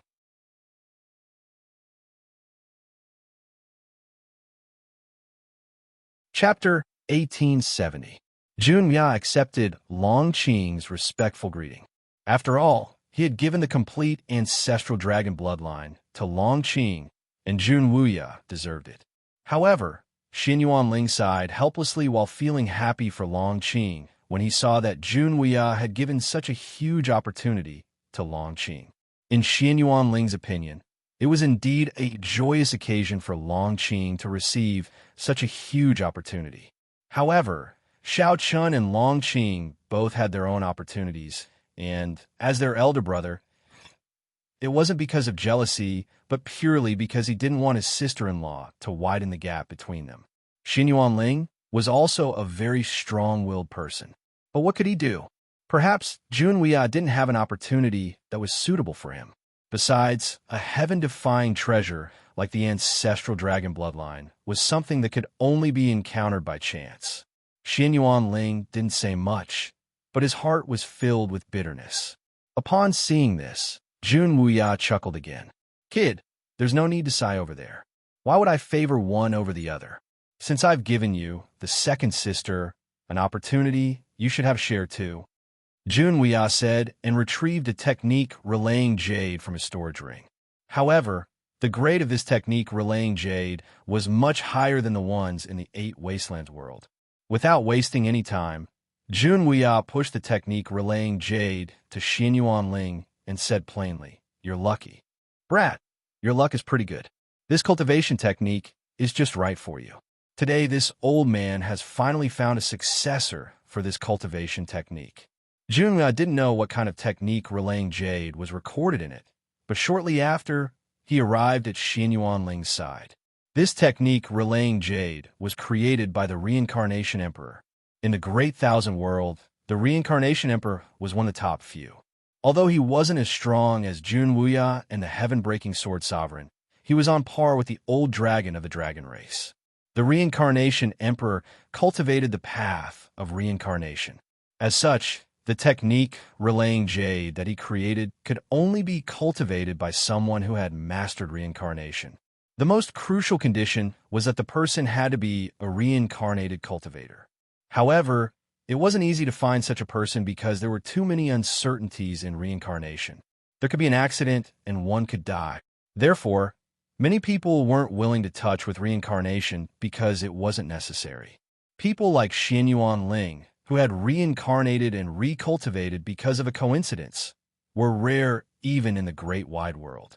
However, there were definitely not many of them. It was precisely because there were so few people who were reincarnated that the Reincarnation Emperor's inheritance hadn't found a suitable successor to cultivate it. As an inheritance that comprehended the path of reincarnation, talent was secondary if one wanted to cultivate the Reincarnation Emperor's inheritance. However, the prerequisite was that one had to be a reincarnated cultivator. Xin Yuanling met this requirement. In terms of talent, Xin Yuanling might not be the top in the Great Thousand World, but he was a reincarnated cultivator and met the Reincarnation Emperor's requirements. Xin Yuanling was shocked and overjoyed when he heard that it was an emperor's inheritance. However, upon seeing this, Jun Wuya said indifferently, "This Reincarnation Emperor's inheritance belongs to me. This is the Reincarnation Emperor's inheritance. As for how to cultivate it, I don't know much. After all, our paths are different. The guidance I can give you is very one-sided. As for whether you can cultivate it successfully, it will depend on yourself." Upon hearing Jun Wuya's words, Xin Yuanling bowed respectfully, just like Long Qing did. In response, Jun Wuya just said indifferently, "Go." Jun Wuya didn't accept Long Qing and Xin Yuanling as disciples, but he did give them a heaven-defying opportunity. Such an opportunity was enough to make countless people jealous, not to mention in the 8 Wastelands world. It could be said that this was a step for Xin Yuanling and Long Qing. Of course, as for the final result, it would depend on their own abilities and luck. Jun Wuya obviously couldn't put too much experience on the two of them. In these 10 years, Jun Wuya only needed to do one thing, and that was to train Xiao Chun with all his strength. Therefore, Jun Wuya obviously put more experience on Xiao Chun, because Xiao Chun was Jun Wuya's real disciple. Moreover, to be honest, even though Jun Wuya gave them such a heaven-defying opportunity, they were still a little lacking compared to Xiao Chun. There was no doubt about this. However, Xian Yuanling and Long Qing didn't care at all. It was enough to have such a heaven-defying opportunity. Moreover, as long as they could stay by Xiao Chen's side and have enough strength to face everything with Xiao Chun, they would achieve their original intention. As for who among the three brothers was stronger, it was actually not too important in their hearts. Even if Xiao Chun was a safflower, and there were just green leaves that could only serve to set off the safflower, the two of them had no regrets. After all, even green leaves needed to have strength to set off the safflower. Have you ever seen a weed that could set off a safflower? The two of them bowed respectfully and then strode away. Looking at their backs, Jun Wuya smiled helplessly and said to the room behind him without looking back, "Are you satisfied, little brat?" Hearing Jun Wuya's words, the door opened, and Xiao Qin walked out with a smile on his face. He looked at Jun Wuya, smiled, and bowed. "Thank you, master." Xian Yuanling and Long Qing didn't know that the reason why Jun Wuya gave them such a great opportunity was not only because of the two of them, but also because of Xiao Chun. Knowing Jun Wuya's strength, Xiao Chun had also probed Jun Wuya in the past few days and knew that Jun Wuya didn't want to accept the two of them as disciples. Since Jun Wuya didn't want to accept disciples, Xiao Chun naturally couldn't force it. However, Xian Yuanling and Long Qing were his elder brother and second sister, and Xiao Chun naturally couldn't forget them. They were brothers, and they should enjoy blessings and endure hardships together. Since he had become Jun Wuya's disciple, Xiao Chun naturally had to seek some benefits for the two of them. Therefore, under Xiao Chen's coaxing and pestering, today's scene happened. In this regard, Jun Wuya was quite helpless. Looking at Xiao Chen's smiling face, Jun Wuya scolded in annoyance. "You three siblings, Master really wants to see what kind of trouble you can cause when you go to the Great Thousand World one day. Well, now that I've done what you asked, go and cultivate. Don't give me any more excuses, or I'll kill you. Please collect, please vote, please recommend me."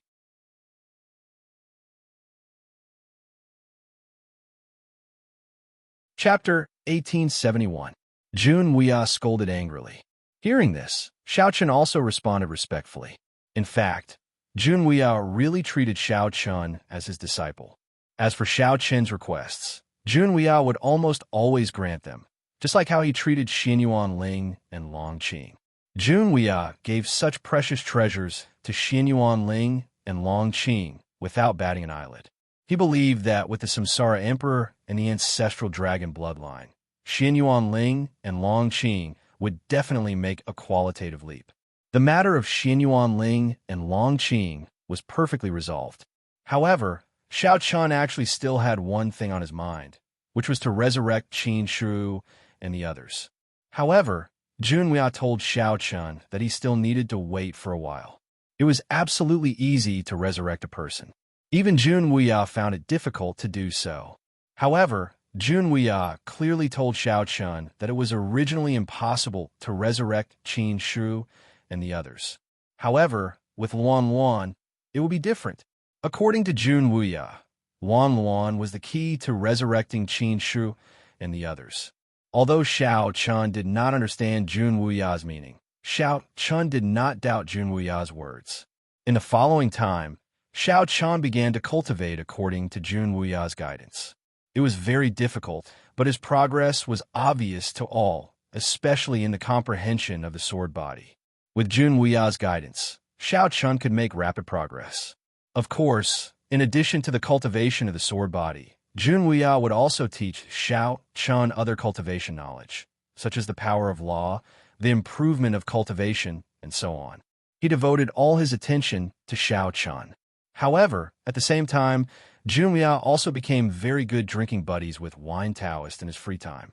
That's right, the Wine Taoist was addicted to wine, and Jun Wuya was also an alcoholic. When they had nothing to do, the two of them would often get together to drink. Moreover, the Wine Taoist had prepared a lot of good wine. Although these wines were completely worthless in Jun Wuya's eyes, they tasted very good. It was a good choice to satisfy his appetite for good food. It was also because of the drinking that Jun Wuya and Wine Taoist relationship became very close. At the same time, Junwia also gave Wine Taoist a great opportunity, which was to condense a new heavenly immortals mansion for Wine Taoist. When Wine Taoist broke through to the immortal state, he condensed the Earth Immortals Mansion because he did not have the power of living beings. Originally, it was impossible for Wine Taoist to condense the Heavenly Immortals Mansion after condensing the Earth Immortals Mansion. However, such a thing was not difficult for Junwuya. Moreover, although the power of living beings was precious in the Eight Wastelands world, it was different in the Great Thousand World. Although it could not be said that it could be seen everywhere, its quantity was much more than in the Eight Wastelands world. In particular, with Junwia's identity and status, the power of living beings was nothing to him. Junwia had no less than 10 power of living beings. In Junwia's eyes, the power of living beings was not too precious. In addition, Junwia liked Wine Taoist very much. Therefore, Junwia took the initiative to condense a new Heavenly Immortals Mansion for Wine Taoist. After all, this was not difficult for Junwia. With Junwia's help, Wine Taoist naturally had no problem condensing a new Heavenly Immortals Mansion. He successfully condensed the Heavenly Immortals Mansion. The difference between a Heavenly Immortals Mansion and an Earth Immortals Mansion was obvious. In the Great Thousand World, under normal circumstances, only rogue cultivators would condense an Earth Immortals Mansion. Some disciples of large sects would condense a Heavenly Immortals Mansion. It could be said that he had given the Wine Taoist a decent opportunity, and the Wine Taoist was grateful for that. On this unknown continent, everyone was living peacefully. Every day, they would spend their time cultivating. Under such a peaceful and fulfilling life, their cultivation base improved rapidly. Xiaoqin's improvement was the greatest. With Junwia's personal guidance, Xiaoqin's improvement was the greatest. Even Longqing and Xianyuanling's strength had undergone tremendous changes after obtaining the ancestral dragon's bloodline and the inheritance of Samsara Emperor. Time passed quickly. In the blink of an eye, 5 years had passed. In these 5 years, Xiaoqin's cultivation base had risen from the initial immortal venerable realm to the complete immortal venerable realm. No one would believe that he had broken through 3 minor realms in 5 years. However, with Junwia's help, this speed was considered slow. In these 5 years, Junwia had spared no effort in cultivating Xiaoqin. Junwia had given Xiaoqin a lot of pills and treasures that could only be found in the Great Thousand World. With the help of such treasures, it was naturally not difficult for Xiaoqin to break through. Moreover, if it wasn't for Junwia slowing down the speed of Xiaoqin's breakthrough, it was estimated that Xiaoqin's cultivation base would be much higher than this. One's cultivation base could not be ignored, but it could not be rushed. Therefore, Junwia prioritized stability over Xiaoqin's cultivation base. He did not want Xiaoqin's foundation to be damaged because of rapid breakthroughs. In this regard, Xiaoqin agreed very much. Moreover, compared to cultivation base, Xiaoqin's combat strength had improved the most. Previously, Xiaoqin had always thought that his combat strength had reached its limit under the same realm. However, under the guidance of Junwia, Xiaoqin discovered that there was still a lot of room for improvement in his combat strength. According to Junwia, Xiaoqin's combat strength was only at the level of an ordinary Heaven's Pride in the Great Thousand World. He was not at the top. In other words, in the Great Thousand World, there were many people who could defeat Xiaoqin in the same realm. Of course, this was 5 years ago. After 5 years of cultivation, Xiaoqin's combat strength had improved tremendously. Now, he had successfully stepped into the top level of the Great Thousand World. Xiaoqin's 5 years of cultivation had benefited greatly. However, on this day, Xiaoqin could not hide the excitement in his heart. After 5 years of waiting, Junwia was finally going to help resurrect Qin Shi and the others. Previously, Junwia had asked Xiaoqin to wait patiently for 5 years. Now, the time had finally come. Because of Luan, the remnant souls of Qin Shi and the others had recovered. Now, with Junwia's help, resurrecting Qin Shi and the others would not be too much of a problem. However, what made Xiao Chun a little depressed was that Luan Luan was very strange. 5 years had passed, but her appearance had not changed at all. She was still a 4 or 5-year-old girl. She did not look like she had grown up at all. Please add me to your collection. Please recommend me.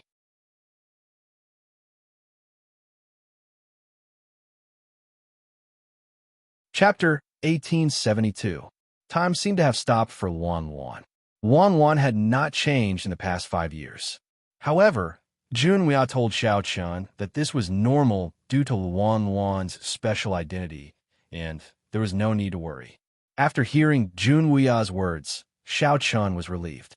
On this day, because Jun Weia was going to revive Qin Shu and the others, Xiao Chun, Long Qing, Xin Yuan Ling, Wine Taoist, and Hong Xiu gathered together. Everyone gathered in the room. Jun Weia was holding the necklace that contained the souls of Qin Shu and the others. Luan Luan has contributed greatly to their revival. However, this necklace also played a key role. If it wasn't for this necklace locking up their remnant souls, I'm afraid these remnant souls would have dissipated long ago, Jun Weia said faintly as he put away the necklace. Xiao Chen didn't say anything when he heard this. However, he was secretly grateful to Luo Li. It was really Luo Li who had refined this necklace to lock up the remnant souls of Qin Shu and the others. This way, Xiao Chan still had a glimmer of hope. Otherwise, without this necklace, even Jun Weia wouldn't have been able to do anything. It should be known that a remnant soul couldn't exist in this world for a long time. Without a soul, there was naturally no hope for revival. With that, a white light flashed in Jun Weia's hand. Under the white light, the necklace slowly rose into the air. Then, the beads on the necklace gradually separated. Each bead contained a person's soul. These people were all extremely important to Xiao Chun, including Qin Yao and Qin Luo, who were once the 4 girls. Xiao Chun and the others couldn't understand Jun Weia's hand seals at all. However, as Jun Weia's hand seals moved, the white light became more and more intense. At the same time, a gentle aura quickly spread in the room. As the white light grew, the beads quickly shattered. Then, Xiao Chen saw everyone's souls slowly emerge from these beads. Everyone's faces could be vaguely seen. Seeing this, Xiao Chen couldn't help but clench his fists tightly. At the same time, an unconcealable excitement appeared in his eyes. After so many years, reviving everyone had always been Xiao Chen's goal. Now he finally saw hope. Not daring to disturb Jun Weia, Xiao Chen quietly looked at the few souls in midair. At the same time, Jun Weia also softly shouted, "Condense." Then, everyone's souls quickly turned into balls of white light. Each ball of light was about 1 meter in size. A total of 12 balls of light were suspended in midair. After doing all this, Jun Weia stopped what he was doing and exhaled a mouthful of turbid air. Then, he took out many heavenly treasures from his storage ring. These heavenly treasures were all items from the Great Thousand World. In the 8 Wastelands world, any one of them was enough to make everyone go crazy. However, at this time, in order to revive Qin Shu and the others, Jun Weia was not stingy in the slightest. There was no other way. In order to reverse yin and yang and revive the dead, he definitely needed a lot of heavenly treasures. Moreover, he had to cooperate with the superb means of an almighty at Jun Weia's level in order to succeed. For example, although Luo Li immediately protected the remnant souls of Qin Shu and the others, he was unable to revive them. One by one, Jun Weia threw the heavenly treasures into the 12 balls of light. As these heavenly treasures entered, the 12 balls of light in front of him flickered with a dazzling white light. The energy became purer and more powerful. In the blink of an eye, 5 days had passed. During these 5 days, Jun Weia did not rest at all. It took him a total of 5 days to successfully integrate the heavenly treasures into the 12 balls of light. After doing all this, Jun Weia exhaled a mouthful of turbid air. His face was slightly pale. It was extremely difficult to reverse yin and yang, even for an almighty like Jun Wuya, and it consumed a lot of energy. Moreover, this time, if it were not for various reasons, even Jun Wuya would not have been able to go against the heavens and change fate. It could be said that Luo Li's contribution in reviving Qin Shiru and the others could not go unnoticed. Similarly, Wan Wan's contribution could not go unnoticed. Without any of them, Jun Wuya would not have been able to help. Fortunately, although it was very difficult, overall, it was smooth. At least, there were no accidents in the middle. After successfully integrating the heavenly treasures into the 12 balls of light, Jun Wuya secretly breathed a sigh of relief. At this point, he should not have to worry anymore. Seeing Jun Wuya slowly come back to his senses, Xiao Chun personally poured a cup of tea for Jun Wuya. Seeing this, Jun Wuya slightly hesitated, took a sip, and then said softly, "Next, let's wait." Now, all we have to do is wait. Once the energy of those heavenly treasures is completely refined and their bodies are reforged, they will be revived. How long will that take? Hearing this, Xiao Chun asked expectantly. "You little brat, at most 3 years. So don't worry, just wait patiently." Hearing this, Jun Wuya laughed and scolded. The most dangerous step had been completed. The next step would take time. After all, these heavenly treasures were only integrated into the balls of light by Jun Wuya. The energy within had not yet been absorbed by the souls of Qin Shiru and the others.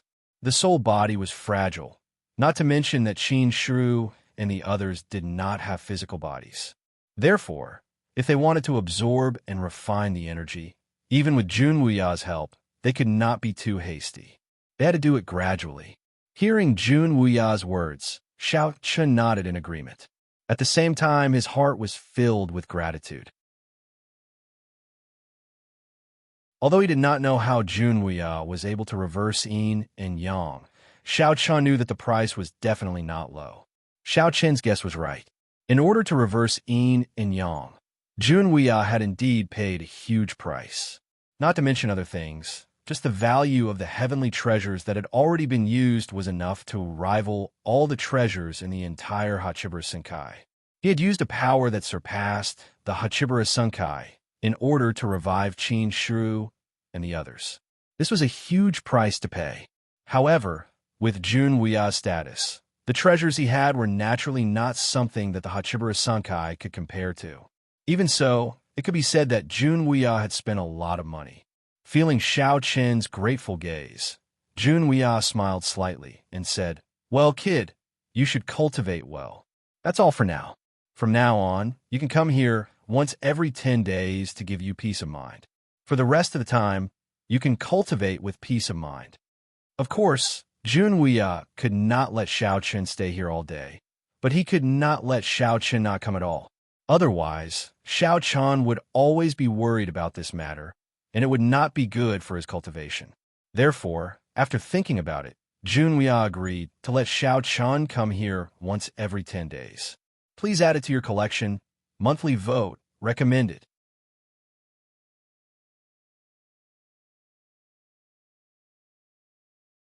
Chapter 1873. Xiao Chen naturally wouldn't object to Jun Wuya's decision. Moreover, Jun Wuya himself had said that they could only wait. Therefore, it was meaningless for Xiao Chen to stay here. Jun Wuya's intervention and the matter of Qin Shiru and the others had completely relieved Xiao Chen. Although Qin Shiru and the others had not been resurrected yet, Xiao Chen knew that everything would not be a problem as long as there was enough time. Jun Wuya resumed his cultivation again. He didn't know if he was deliberately taking revenge on Xiao Chen or for some other reason. Anyway, in the following days, Xiao Chen's cultivation intensity was increased by a lot.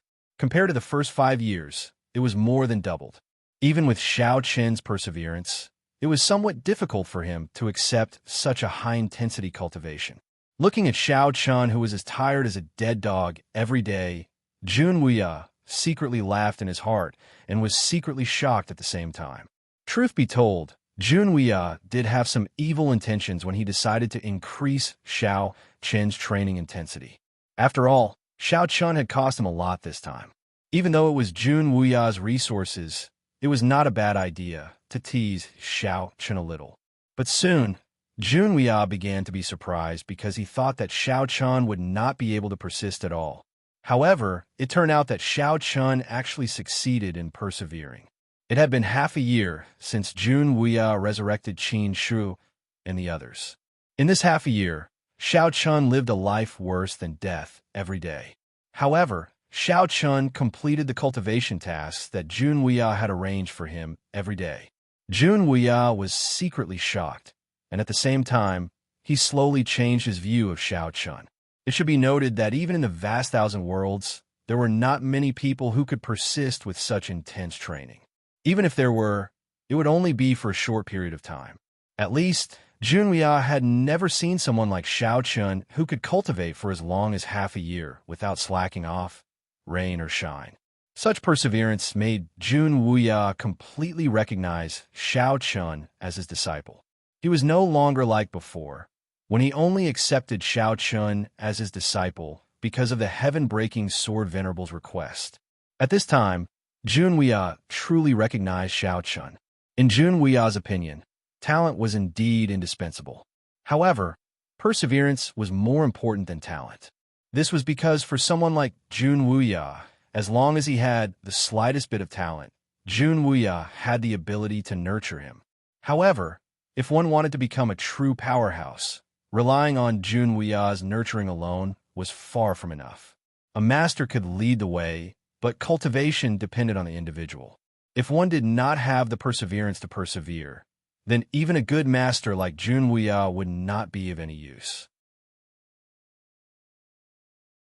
It was no exaggeration to say that Xiao Chen's perseverance was the strongest that Jun Weia had ever seen.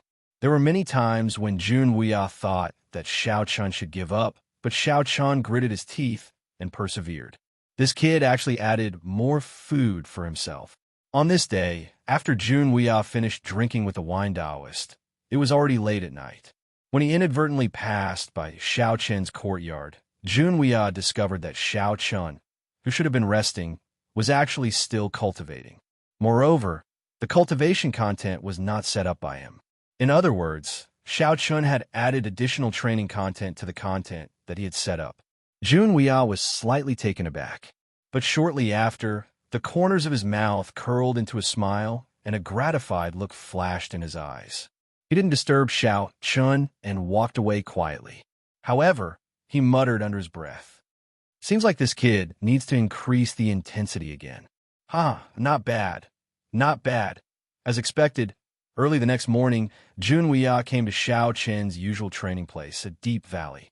He looked at Xiao Chen and said with a smile, "How is it? Have you adapted to master's training in half a year?" "Yes." Upon hearing this, Xiao Chen nodded honestly. Although he was still tired, he was indeed much better than before. This was also a sign that he had adapted. Upon hearing Xiao Chen's words, Jun Weia pretended to nod seriously and said, "Very good, but this is only the beginning. The path of cultivation is a process of constantly breaking one's own limits. Only by constantly attacking one's own limits and breaking through one's own limits can one become stronger. From today onwards, increase the intensity of your training by 30% on top of your current foundation." He gave Xiao Chen another 30% increase in his training intensity. In this regard, Xiao Chen nodded and agreed without hesitation. In Xiao Chen's opinion, Jun Weia wouldn't harm him. Besides, if he wanted to become a powerful person, he had to put in double the effort. Thinking about it, perhaps there were people in the great thousand world who had it tougher than him. Xiao Chen trusted Jun Weia very much, but he obviously did not expect that no one in the vast thousand worlds would cultivate as intensely as Jun Weia.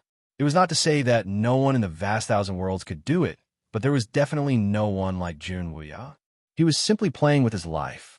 In the following days, as expected, Xiao Chen was drilled to the brink of death by Jun Weia. It could be said that he was in pain but happy at the same time. On the other side, Longqing and Xin Yuanling were probably stimulated by Xiao Chen. The two of them were also training as if their lives depended on it. Obviously, they didn't want Xiao Chen to widen the gap between them. Time passed day by day. Every once in a while, from half a year to a year, Jun Weia would increase the intensity of Xiao Chen's training. Of course, the further one went, the smaller the increase. After all, the further one went, the harder it was to break through one's limits. Therefore, Jun Weia didn't increase the intensity of Xiao Chen's training too much like before. This was because if he did that, not only would it not benefit Xiao Chun, but it would also completely crush Xiao Chun. This was like a rubber band. You could always tighten it, but you couldn't exceed the critical point. Otherwise, the rubber band would break. It was like wrestling in the muddy water of hell. In the blink of an eye, 3 years had passed in such a difficult training. On this day, Xiao Chun changed into a brand new white robe and came to the room where Qin Shiru and the others were. 3 years had passed. According to Jun Weia, Qin Shiru and the others had successfully rebuilt their physical bodies. Moreover, their souls had also successfully merged with their physical bodies. It was likely that they would wake up in the next few days. The ball of light had disappeared. Qin Shiru and the others were lying on the bed in the room. Although Xiao Chun didn't say anything, anyone could see how excited Xiao Chun was at this time. He couldn't help but tremble. He didn't force Xiao Chun to train anymore. Instead, he gave Xiao Chun a few days off so that Xiao Chun could accompany Qin Shiru and the others and wait for them to wake up. Looking at the 4 women in front of him whose eyes were tightly shut but whose appearances were still unparalleled, Xiao Chen's eyes were slightly red. He said softly, Shiru Baiwa, Ling Yao, Tian Yue are finally back. Please add, please vote, please recommend.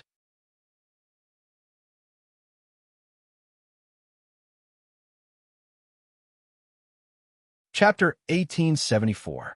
Qin Shiru, Flower Fairy, Gu Ling Yao, Tian Yue, Xiao Qing, Bai Ru Yue, Qing Yao, Qing Luo, Fei Mei, and Lan, Lu Zhu, and Si Ju. Tears welled up in Xiao Chen's eyes as she watched everyone lying peacefully on the bed.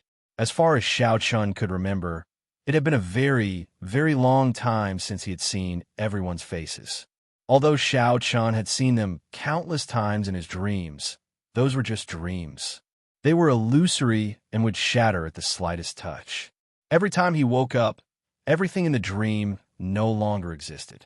However, this time, everyone appeared in front of Xiao Chun in the flesh. This made Xiao Chun feel both happy and emotional. All along, Xiao Chun's goal had been to revive everyone. But when Xiao Chun really came to this step, perhaps only she knew how emotional she felt. For 3 days, Xiao Chun didn't take a single step out of the room. On the 4th day, Xiao Chun, who had been guarding Qin Shiru and the other 3 ladies, sensed Qin Shiru's eyelids twitching. Upon sensing this change, Xiao Chun was taken aback at first, but soon she was overjoyed. Then, under Xiao Chen's gaze, Qin Shiru opened his eyes slowly. At first, Qin Shiru was confused, but when he saw Xiao Chun, he cried out in disbelief. Darling, resurrection from the dead. Qin Shiru clearly remembered that he was supposed to be dead, but who would have thought that he would be able to see Xiao Chun one day? Qin Shiru could still vividly remember the feeling before his death. But after hearing Qin Shiru's words, Xiao Chun didn't wait for her to finish her sentence. She pulled her into her arms and cried out emotionally with reddened eyes. Shiru! Xiao Chun hugged Qin Shiru excitedly.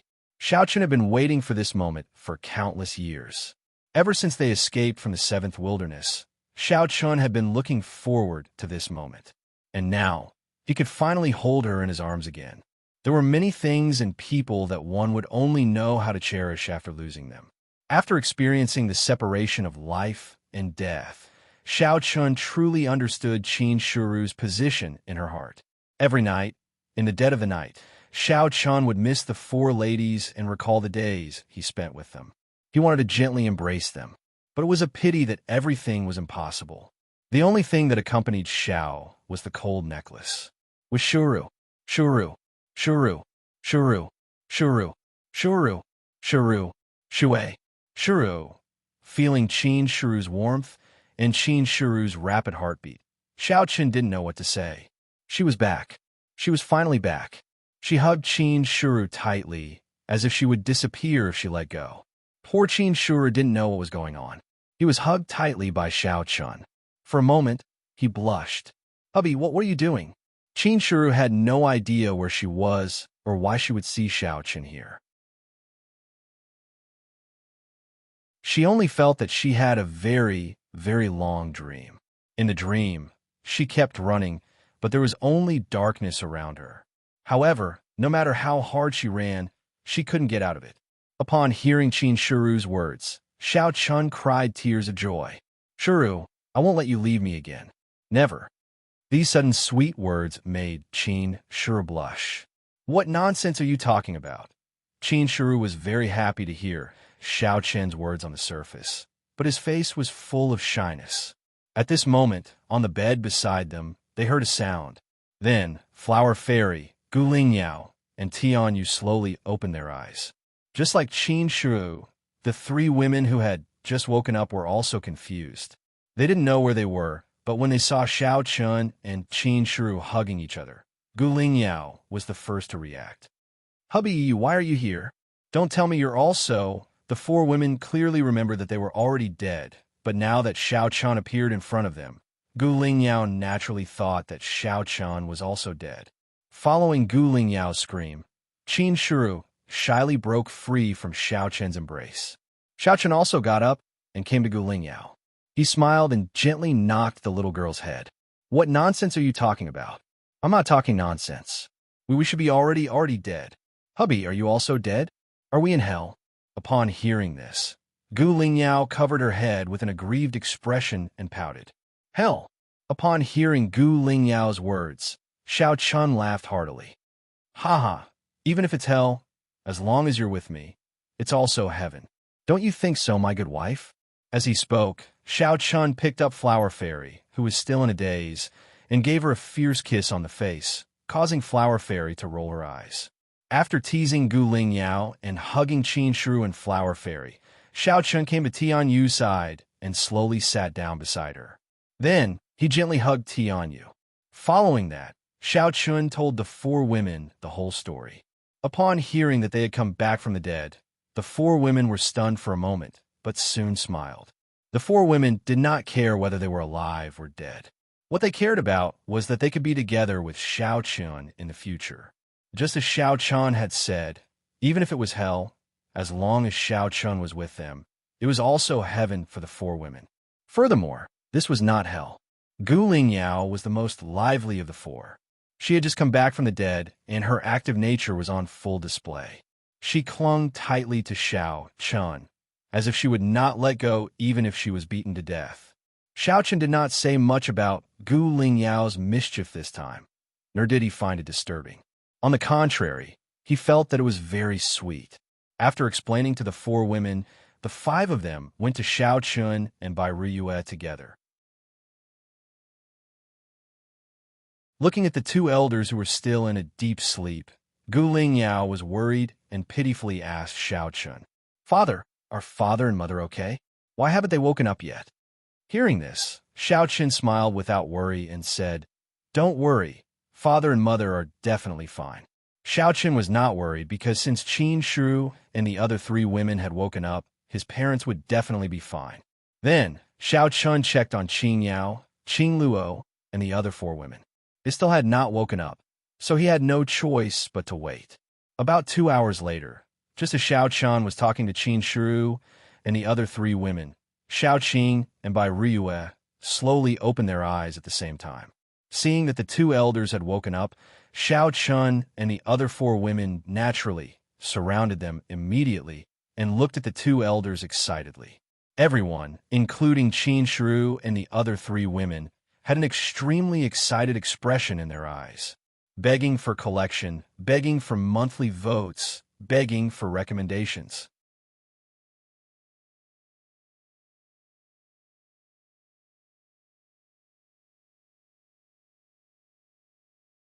Hearing that it was Xiao Chen's master who had resurrected them, Bai Riyue looked at Xiao Chun in shock and said, Chun-er, you're not lying to me, right?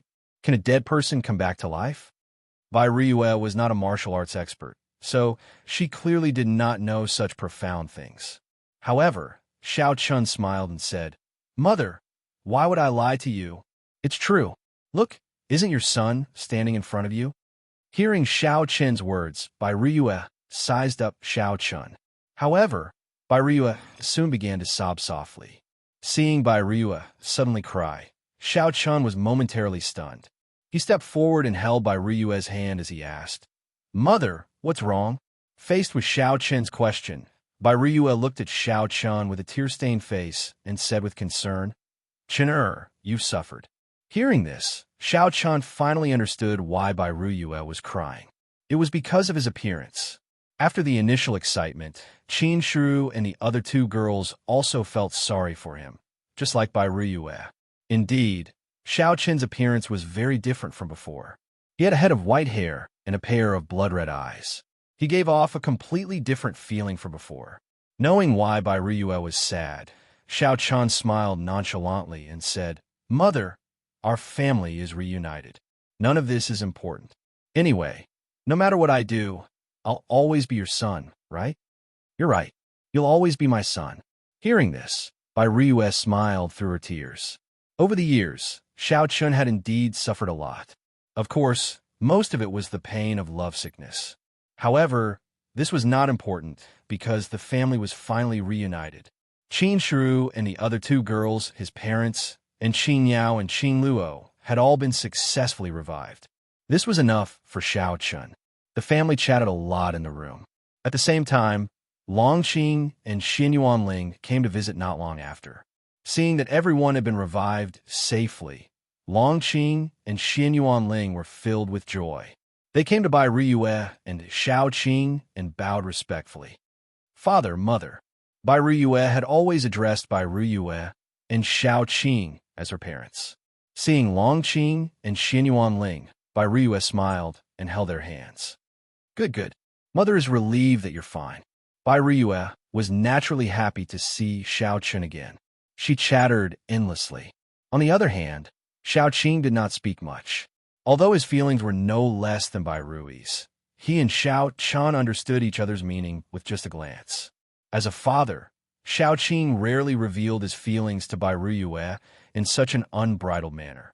However, his concern for Xiao Chun was no less than that of Bai Rui.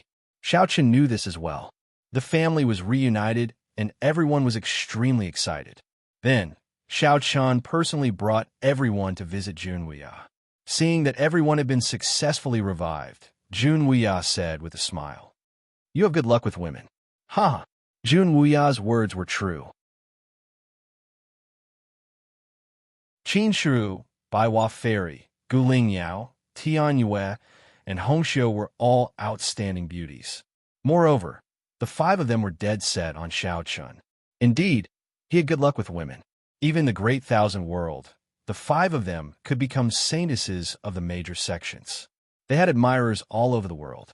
After expressing their gratitude, Junwuya told everyone not to worry about it. After all, Xiao Chun was his disciple. As his master, he naturally had to help his disciple.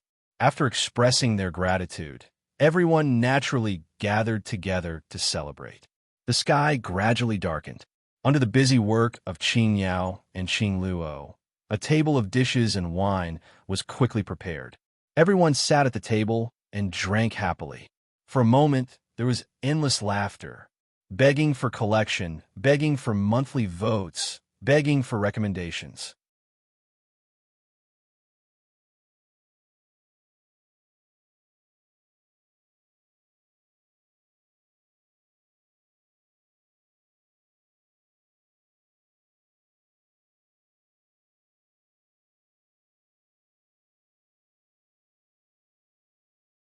Chapter 1877.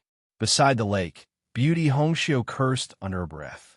At this moment, Qin Shu and Fairy of 100 Flowers slowly walked up behind Beauty Hongxiu. Hongxiu's sharp senses detected the appearance of the two of them. She immediately turned her head around. Hongxiu was clearly startled when she saw the two ladies. However, the expression on her face quickly became somewhat perturbed. Although Beauty Hongxiu's cultivation was much higher than that of Qin Shu and Fairy of 100 Flowers, she acted as if she had done something wrong in front of the two women. In response, Fairy of 100 Flowers smiled gently and took the initiative to speak to Beauty Hongxiu. You're Beauty Hongxiu, right? I've heard my husband mention you before. Yes. Beauty Hongxiu lowered her head and replied in an extremely soft voice. Knowing that Qin Shiru and Fairy of 100 Flowers were both Xiao Chen's women, Beauty Hongxiu was completely different from her usual self. She was somewhat nervous and uneasy. Fairy of 100 Flowers continued to smile at the nervous Beauty Hongxiu. You don't have to be like this. We don't mean any harm. Fairy of 100 Flowers and Qin Shiru naturally did not come to make things difficult for Beauty Hongxiu. Otherwise, they would not have only come with the two of them. Although Xiao Chan did not go into detail about his relationship with Beauty Hongxiu, he still briefly explained the situation. They knew that Beauty Hongxiu had been by Xiao Chen's side all these years, and that Beauty Hongxiu's love for Xiao Chen was real. This did not mean that they could not accept a woman like Beauty Hongxiu. After all, in the world of warriors, it was not strange for the strong to have many close female friends. The only thing that needed to be proven was that if Beauty Hongxiu really wanted to be with Xiao Chen and enter the doors of the Xiao family, then she would have to follow Xiao Chen's lead from now on. No matter what happened, she would have to put Xiao Chen and the Xiao family's interests first. Even if the Xiao family and the Hachibara Senkai were to clash in the future, Beauty Hongxiu would have to stand firmly on the Xiao family side. Of course, this was only a hypothesis. After all, with the relationship between Xiao Chen and Luo Li, there should not be any conflict between the Xiao family and the Hachibara Senkai. However, Beauty Hongxiu had to have this awareness, and this was what Fairy of 100 Flowers and Qin Shiru valued the most. They did not want Xiao Chen's backyard to be on fire one day. After chatting with Beauty Hongxiu for a while and sensing that she was no longer as nervous as before, Fairy of 100 Flowers said seriously, "Sister Beauty Hongxiu, we have no objections if you want to be with Xiao Chen. However, once you enter the doors of the Xiao family, you will be a member of the Xiao family from now on. No matter what happens, you cannot betray the Xiao family."